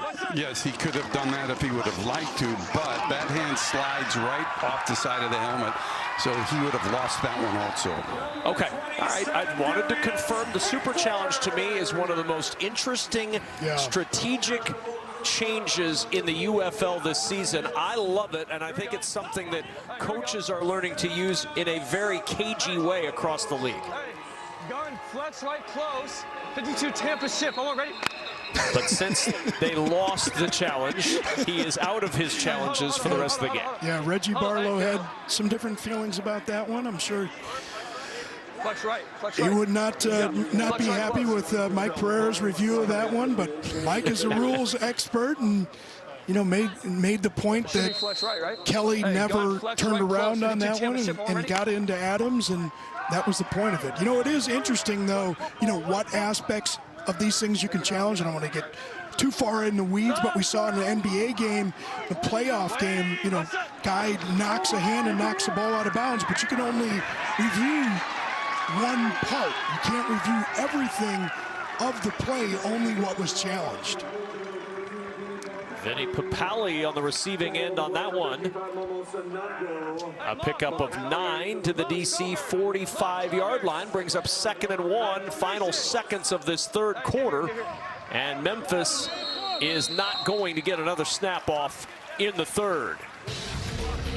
So we have reached the end of 3 in Memphis. The Showboats and the DC defenders battling, all DC through 3 in Memphis.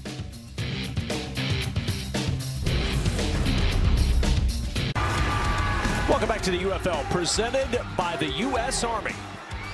Through 3 quarters, a 30-7 lead for the DC defenders.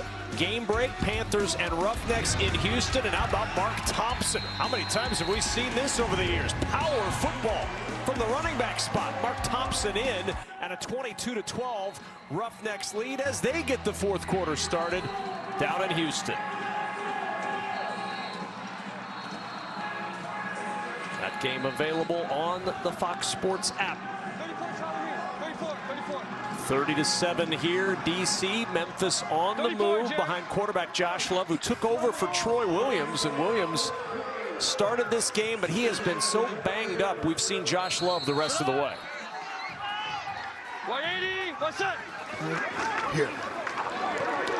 Oh, Love faking everybody out.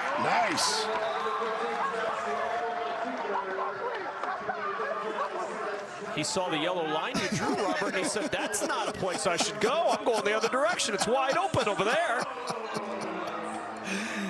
He said, hey, Troy Williams can run it. I can run it too. The defense certainly wasn't expecting. Outstanding scamper of 8 yards. So they went 34 the last time, 35 this time. So we're going to have that same action going over to the left, but this time he hands it off. And Victor has a big opening, cuts it back inside the 20, and Darius Victor down near the 17-yard line. A 20-yard run for the big back from Memphis. Boy, the big man getting it done. We're going to get the helmet cam on this one. Takes the handoff, nice and clean, and he's going to start over to the left side and then cut this thing back. BYOB, once again, the safety is not accounted for in the blocking scheme, playing that deep especially. And Victor able to get the cut back to the right side, pick up a nice gain. Got to feel good for Victor. 95 yards rushing on just 13 carries. Here's Titus Swen trying to get to the edge. He was held up by Malik Fisher until the cavalry got there. No gain on the play as he got back to the original line of scrimmage. Yeah, nice job by Fisher. You know, we know what he can do as an edge rusher, but a secure tackler, whatever it takes, right? And that's one of those fingernail tackles.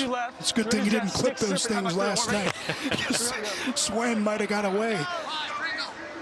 2nd down and 10.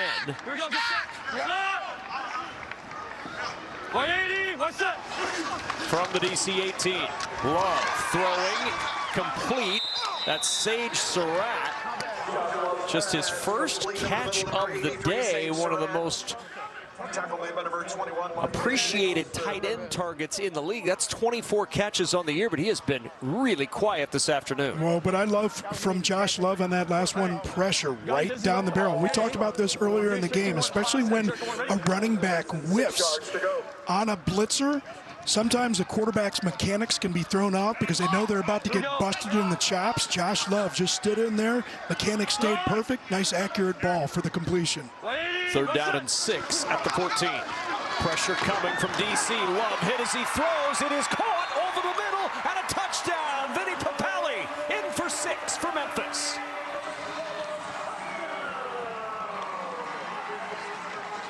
Fortune favors the brave. Just talked about Josh Love standing in that pocket. This time he's got 2 guys barreling right down at him. One of them, Derek Roberson. You got all that beef coming at you, but you stand in there, deliver the ball, and Vinny Papali pays it off for the touchdown. 2-point try from the 5.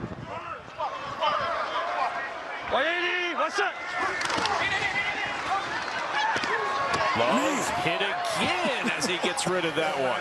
Boy, has Josh Love taken some punishment today. 2-point try, no good, and a timeout in Memphis. But Love able to find the end zone. Vinny Papali with the touchdown grab and a 30-13 DC lead.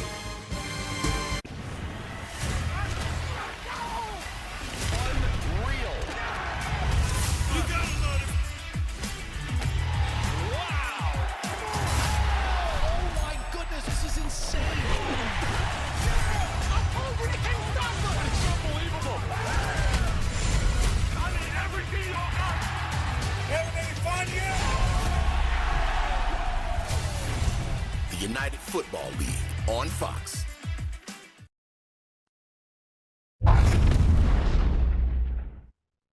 That was nowhere near defensive pass interference, man. That's how you teach it. Man, these guys playing their butts off the way they've been coached. We got referees don't have a clue. Don't have a clue what football, what it looks like. Pitiful, man. I think that he still disagrees with the call during that drive of pass interference on Antula Kelly. I'm reading between the lines here a little bit, Robert, but I think he's still a little bit disgruntled with that. Yeah, well, reading between the lines, you know, there was a part of that was blanked out, but the word that was blanked out, I don't think he learned that one from Greg Williams. I think he had known that one for a while, but yeah, certainly not real happy with that call. It led to a 9-play, 90-yard drive for Memphis, the longest scoring drive by yards this season. Here's Chris Rowland picking his way up the sideline. Another outstanding return for Rowland, just shy of midfield. Let's go down to Devin Gardner. Yes, I'm down here with Josh, who's been spreading the love. 90-yard drive. Talk about what you saw out there and how you were able to do it. No, they're bringing some pressure. They're running a lot of man coverage. We're just, doing what we do in practice and getting rid of the ball and let these guys go spin on outside. More about that pressure. I mean, they've been talking on the broadcast about how much courage you're showing, guys running right at you, and you getting the ball out. How are you able to do it? I feel like, I'm a guy that wants to stay in the pocket, and, if I have to get out of the pocket, I'll make some plays, but I want to stand there and deliver and stand firm and deliver the football. Let these guys go work. You like standing in the pocket, but you did have an 8-yard run. Talk about the ability to get on the edge and go pick up a first down with your legs. Hey, I can go a little bit. I need to do it more, but, I told Vito the first one I should have pulled on the first one, but, Dad's just coming in quick and, got a good game. So every once in a while, right? Yeah, every once in a while. Big hole on first down. Cameron Harris, an ankle tackle at the 40 from Jere Elder, saved an even bigger gain as DC starts off with an outstanding run of 12 yards. And it was the right side of that offensive line, really the tight ends, Briley Moore and Caden Smith working in combination to open things up for Cameron Harris on the right side. And they had talked again about the commitment to the run and the emphasis on the run coming into the day.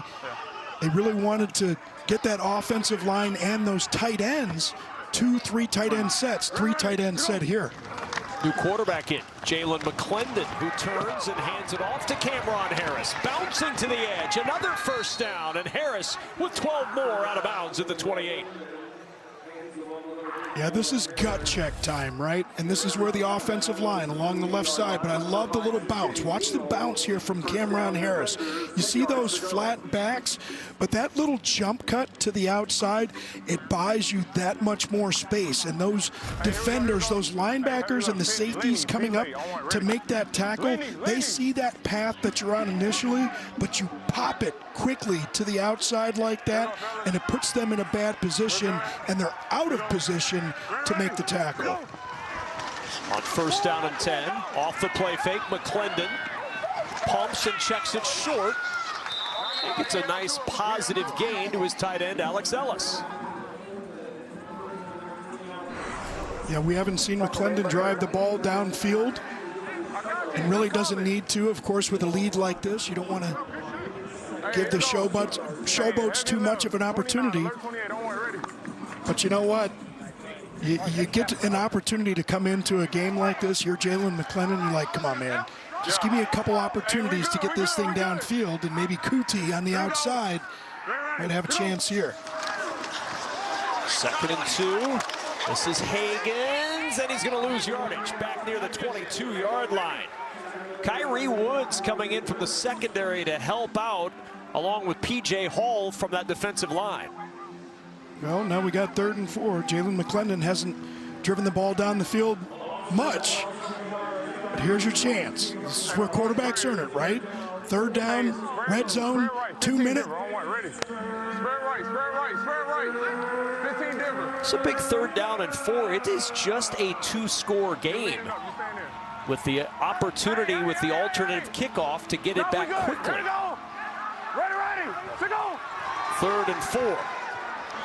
McClendon gonna run, and McClendon will have the first down and more. It's 1st and goal at the 9. McClendon made the right choice, Robert, found the opening and moves to 6. Dangerous with his legs, just like Jordan Ta'amu. Got man-to-man coverage, everybody spread on the outside. He takes the opportunity to get that thing upfield. Love that, Jalen McClendon. No panic at all. Heavy left, 29, alert 28, don't worry, ready. So 29, alert 28, which means that you've got a run call to the left.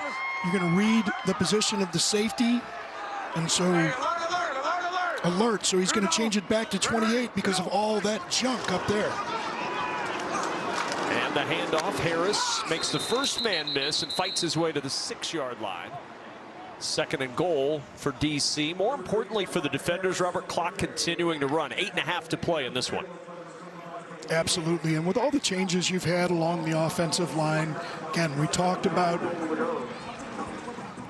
what Reggie Barlow really wants to do in evaluating this team. You know, you want to get more stuff on film, right? You want to get an opportunity to see what these guys do in situations like this where, yeah, I mean, you've kind of got the game iced, but what are you going to do? Are you still going to be disciplined, do what you're supposed to do? 2nd and goal. Down to the 4 goes Harris, and it's 3rd and goal.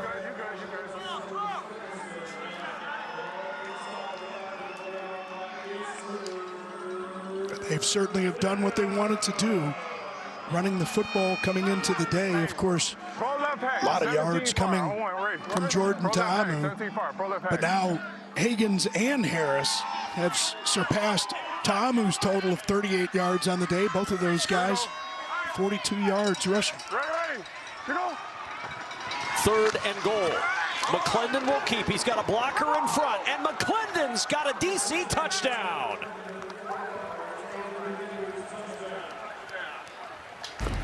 Well, you're going to get Fornadel, and you're going to get your tight end, Briley Moore, as a wrapper up onto that next level. McClendon able to walk into the end zone because of the scheme, but because of the execution. Always nice to have those big bodies running in front of you. Spread left tight, 36 Gucci, on way, ready. Here we go, 36 Gucci. We've seen this one, heard this one a couple of times. So we're going to get Yarborough, that left guard, pulling. You're going to get the action here, so he can either keep it or hand it off. He'll hand it off. It's Smith, and Smith will go nowhere. Well defended on the conversion by Lamont McFadder, but the defenders add to the lead thanks to Jalen McClendon's legs. In from 4 yards out to stretch it to a 36-13 edge. Today's game is sponsored by T-Mobile, America's largest and fastest 5G network. And by Jersey Mike's Subs, be a sub above.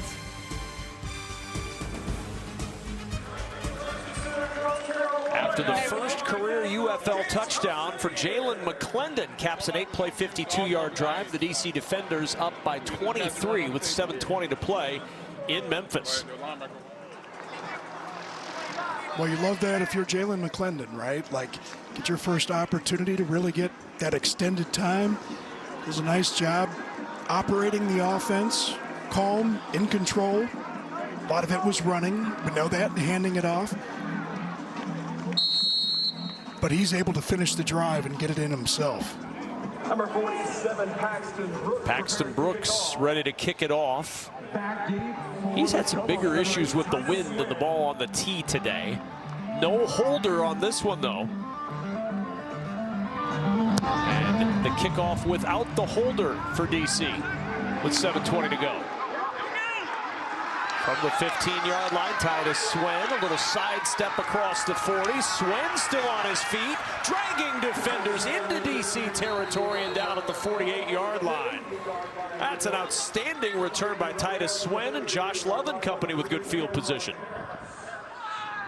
And remember, you know, you are what you put on film, and especially in situations like this. I mean, you're down 36-13. But you get a big return there. You want to show what you can do as a returner, and if you're Josh Love, you want to show what you can do as a quarterback. I don't care what the score is, just go out and execute.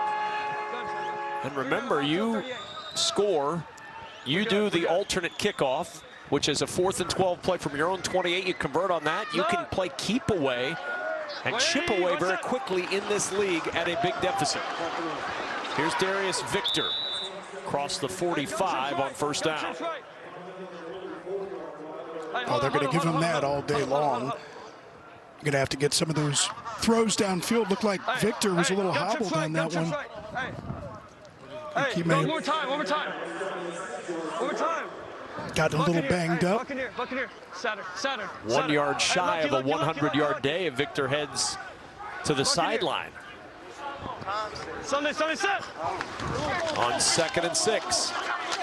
Love to the air. Catch is made, and hanging on for dear life with an ankle tackle is Garyon Conley, holding Jonathan Adams, but he still gets the first down. Yeah, they're going to have to start driving the ball downfield here a little bit. You do have those different rules, but you're going to need more than 2 scores. Love airing it out deep, down the sideline, and it is intercepted off the deflection. Garyon Conley with the pick to take it away for DC. When you're rolling, you're rolling. We talk about tips and overthrows all the time. Josh Love just a little bit long on this throw, and it looks like Jonathan Adams might have just stopped running a little bit too soon. You see him stop and turn around, try and jump up in the air, and Garyon Conley, Ohio State product, able to concentrate, and I love that he's able to do the little toe tap, keep the feet in for the interception.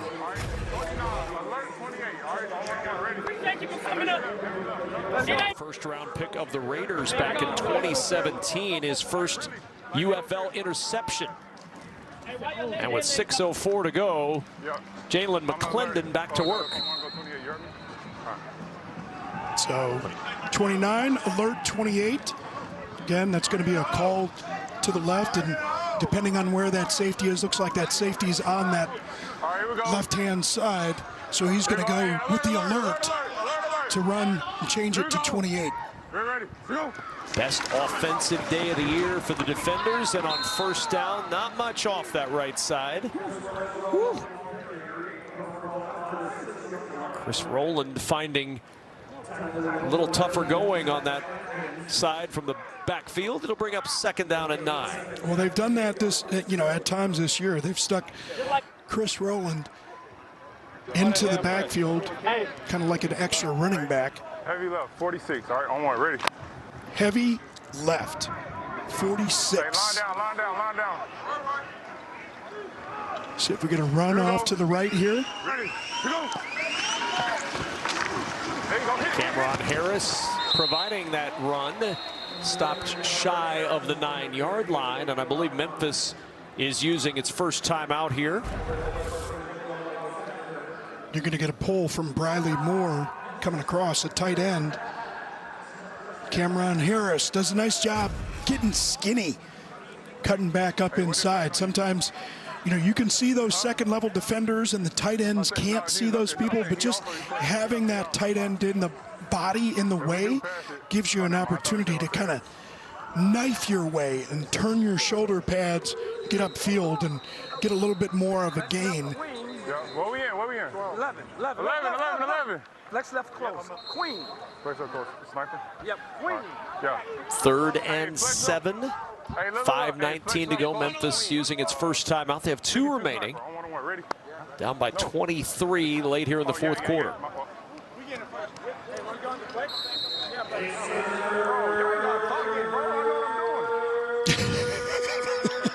5:19 to go in the 4th. He said, I know what I'm doing. I don't know who he's talking to. All right, here we go, fellas. Protect the football here if you're Jalen McClendon. We're ready. Here we go. On 3rd down, pressure up the middle of the ball, batted down by TJ Green. Boy, Green got into the backfield in the blink of an eye, and Green able to spike it into the turf. It's 4th down. Yeah, right in McClendon's face as he's trying to throw this football, and boy, that's one. Jalen McClendon, you have to be careful. He said he knew what he was doing going into the play.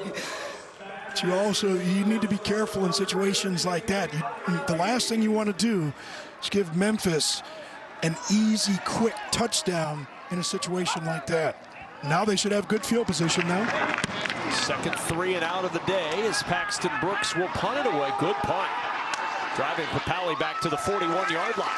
Papali at the 45 and out at the 47, where Memphis will start with 4:57 to go. Coming up next, it's one of NASCAR's crown jewel events as we honor our nation's heroes with the sound of horsepower at the Coca-Cola 600, right here on Fox and the Fox Sports app.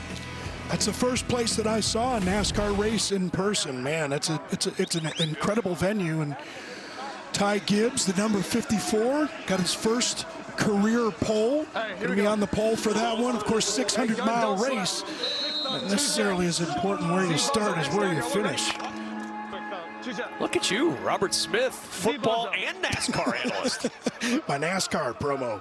Boy, you really got to watch that tire wear as the day goes on in a place like Charlotte. First down and 10, late pressure. Love stands in, over the middle, finds Adams. Jonathan Adams down the sideline, and Adams inside the 5 and out of bounds. First and goal, Memphis. In business, baby. We talked about Josh Love and his ability to stand in the pocket. Pretty clean pocket. Going to feel a little pressure from the right side on this one. But as we've seen so many times before, he stays poised in the pocket, delivers a nice ball to Jonathan Adams, and because of the accuracy, Adams able to make some extra yardage after that one. In great shape. Be nice to get a quick score here, and then try that 4th and 12 to get the ball right back. First and goal, Love throwing, and stacked up at the 1 is Darius Victor. It'll be 2nd and goal. Clock continuing to run. Deep right Converse. Deep right Converse. Deep right Converse. On 2nd and goal, Love looking to sneak it in. Extra surge, and he's in for the touchdown. Boy, and Devin, I heard you talking about this last week on a quarterback sneak. You know, there's definitely a technique to it, right? It's not just put your head down and run. It's understanding where the bubble is. Josh Love did a nice job on that one. Seeing the right side was a little bit soft, and that's where he was able to get into the end zone. Hey, here we go. Hey, gun trip side open A. 350, red zone Buccaneer, X Omaha. One ready? Going for 2. To try to make it a 15-point game. You got Victor lined up out here. 180, watch that. Love throws for the end zone. It is caught by Adams. 2 more on the board, and the Showboats have life with 3:59 to go in the 4th. Just a little bit of a quick hitch there. Just understanding where the defense is. A little quick out, actually, from Adams. Be quarterback friendly, right? Get away from the defenders. The defenders. Gary and Conley again on that one. Not able to get there in time. So now your kickoff retention plan. You could do a traditional onside kick attempt from the 20-yard line, or you could choose to run a 4th and 12 scrimmage play. Memphis has done this twice this year. They are 0 for 2. But if you get the first down, you retain possession. If the defenders stop Memphis, then obviously the defenders take over wherever the play ended. Yeah, with a first down. Yeah, and the defenders converted one of these earlier in the season to beat Arlington. So 4th down and 12 from their own 28-yard line. Trey left off, 75 stop. ZD cross X circus. That's a mouthful on that one, right?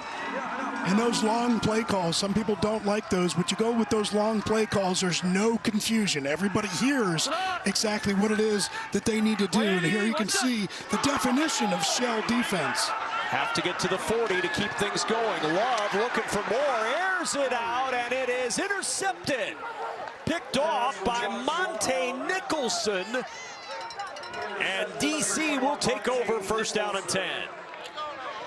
Yeah, Nicholson's just reading Josh Love's eyes the entire time on this one. You could see him back here. He's just watching, and he knows exactly where he needs to get. You make that throw to the outside. Nicholson's watching you the entire way, able to break on that one and get the pick. And if you drop that, you actually end up with better field position. You'd have the ball at the 28-yard line of Memphis instead with the pick, which Nicholson is not going to give back his first of the year. You end up with worse field position than had you just batted it to the turf. But either way, it's DC ball, and now they're going to try to run this one out. Memphis has 2 timeouts left, but down 15 with 3:52 to go. 4th drive today, Robert. The DC has started on their own 40 or better. Yeah, and of course, most of those thanks to Chris Rowland, excellent return man. Ready, go. First down and 10. McClendon to the air, and that's an incomplete pass. A little confusion with his intended targets, Vincent Smith and Briley Moore McKinney. Yeah, I understand the situation on this one. I mean, you know, just eat that one. You know what I mean? Well, I guess you're going to be restarting on the ready for play anyway in the UFL until the 2-minute warning. Yes.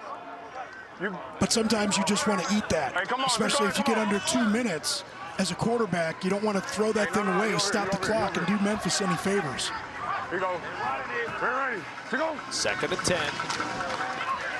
McClendon, sideline incomplete again, looking for Vincent Smith. And now 3rd down and 10. They got the incompletion, but still above 2 minutes, so they're going to wind that clock. But still, now Memphis can use a timeout if they so choose, and they may do that here. Hey. So Memphis using its 2nd timeout here. 3:10 to play in the 4th. Yeah, but Dean's right.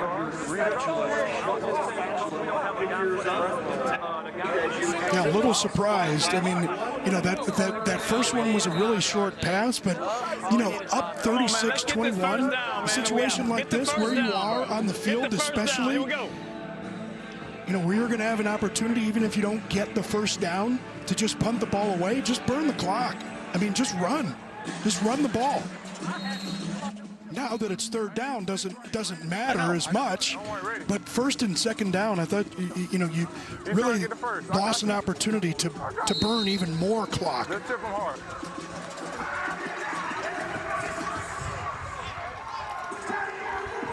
So 3rd down and 10.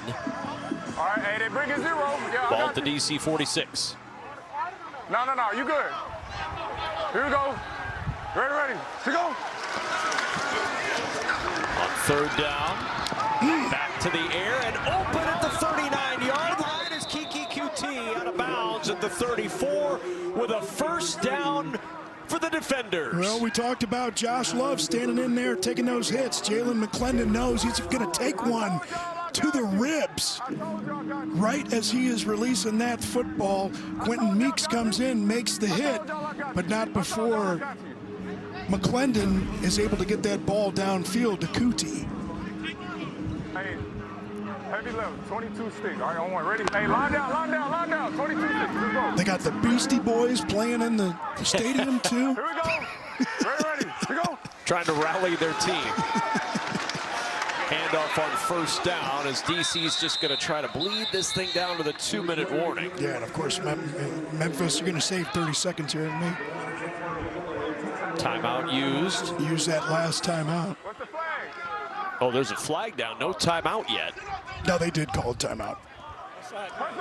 Offsides defense. Who's going to get offsides? Offside, number 9, defense. Lined up in the neutral zone. 5-yard penalty, still 1st down. So Memphis still has 1 timeout remaining after the offsides on Roberts.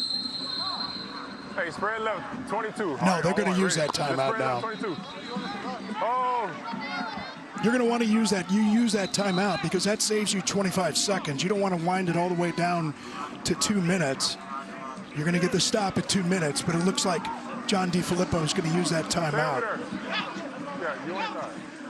Officials are conferring right now.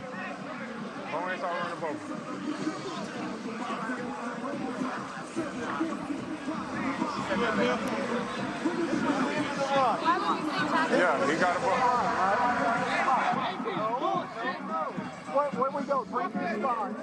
Got a little confusion here on the field as to this offsides call and the timing as well.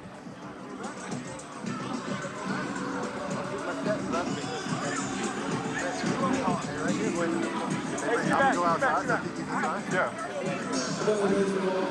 Yeah, okay, yeah. Hold on, all right, go ahead, line up. The ball at the 29-yard line and the clock. So they've stopped it, so they may still retain that first down. Hey, okay, there we go. And there's the timeout call. So now the timeout is officially called by Memphis, and they are out of timeouts with 2:23 to go. Let's get a game break. Panthers and Roughnecks. Perkins for Michigan, and Bryce Perkins with a 5-yard rushing touchdown. And the Panthers are on top late. 3:30 to go, and Mike Nolan's Michigan Panthers have rallied to take the 4-point lead in Houston. I know. Hey, what we got? They're not about to guard me, bro. What we got? Same thing? So now Memphis out of timeouts. After that offsides, it's still first down. You really don't save a whole lot here because it would have been second down had they let it run to the 2-minute warning, and it's going to be second down at the 2-minute warning anyway, unless they get a first on 1st and 5. Player, unless I'm addressed. But you do still save some time though, because when they got up to the line of scrimmage, they could have run it all the way down to the 2-minute warning. So you do get a little bit more time. You save that 23 seconds. It does give you an opportunity to at least get a few more plays in. Ready, to go.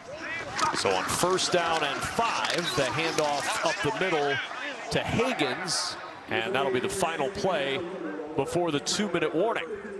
Hey, 2 minutes. And you hear everybody saying 2 minute, 2 minute. We will not see another snap. It'll be 2nd and 1 with 2 minutes to play in Memphis. DC with a 36-21 advantage. 15-point edge for the defenders, trying to snap a 2-game skid and move to 4-5 on the season.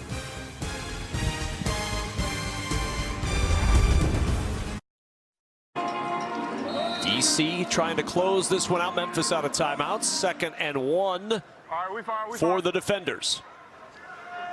Here we go. Ready, here we go.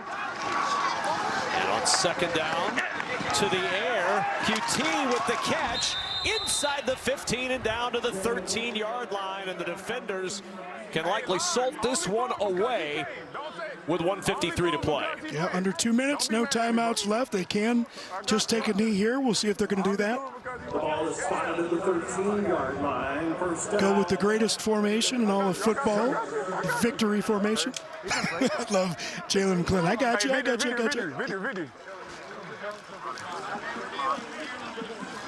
on the ball, though. Get on the ball. Losses to Michigan and St. Louis the last 2 weeks have prevented DC from this formation.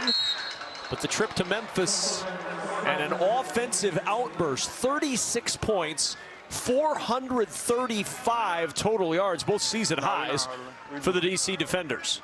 Hey, we know we running. Quite a day for that. Quite a day for that man right there. 20 of 24, 237 yards, 2 touchdowns. Did have the 2 interceptions. Added another 38 on the ground and a rushing touchdown. Big win for Reggie Barlow and his crew. Here we go. We're ready. Here we go. And the knee taken once more by Jalen McClendon. They'll need to take one more snap to close this out and to close out their 4th win of the season.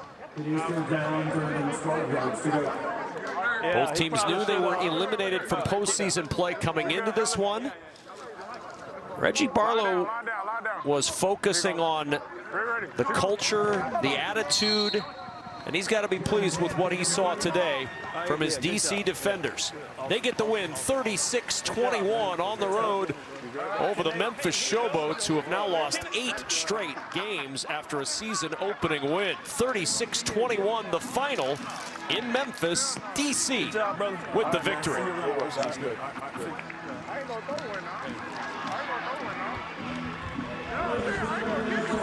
Now let's take a look at today's player of the game, brought to you by Simply Spiked. And our player of the game is Jordan Ta'amu, and for good reason, Robert. Yeah, certainly. We talked about the numbers, but to me, just really the operation of the game. him understanding, as we spoke to him this week, that he needs to go out and be a leader, be himself, but really focus on the details of execution. He was able to do that all day long. And the defense did a tremendous job most of the day, really pressuring that Showboats offense and those quarterbacks.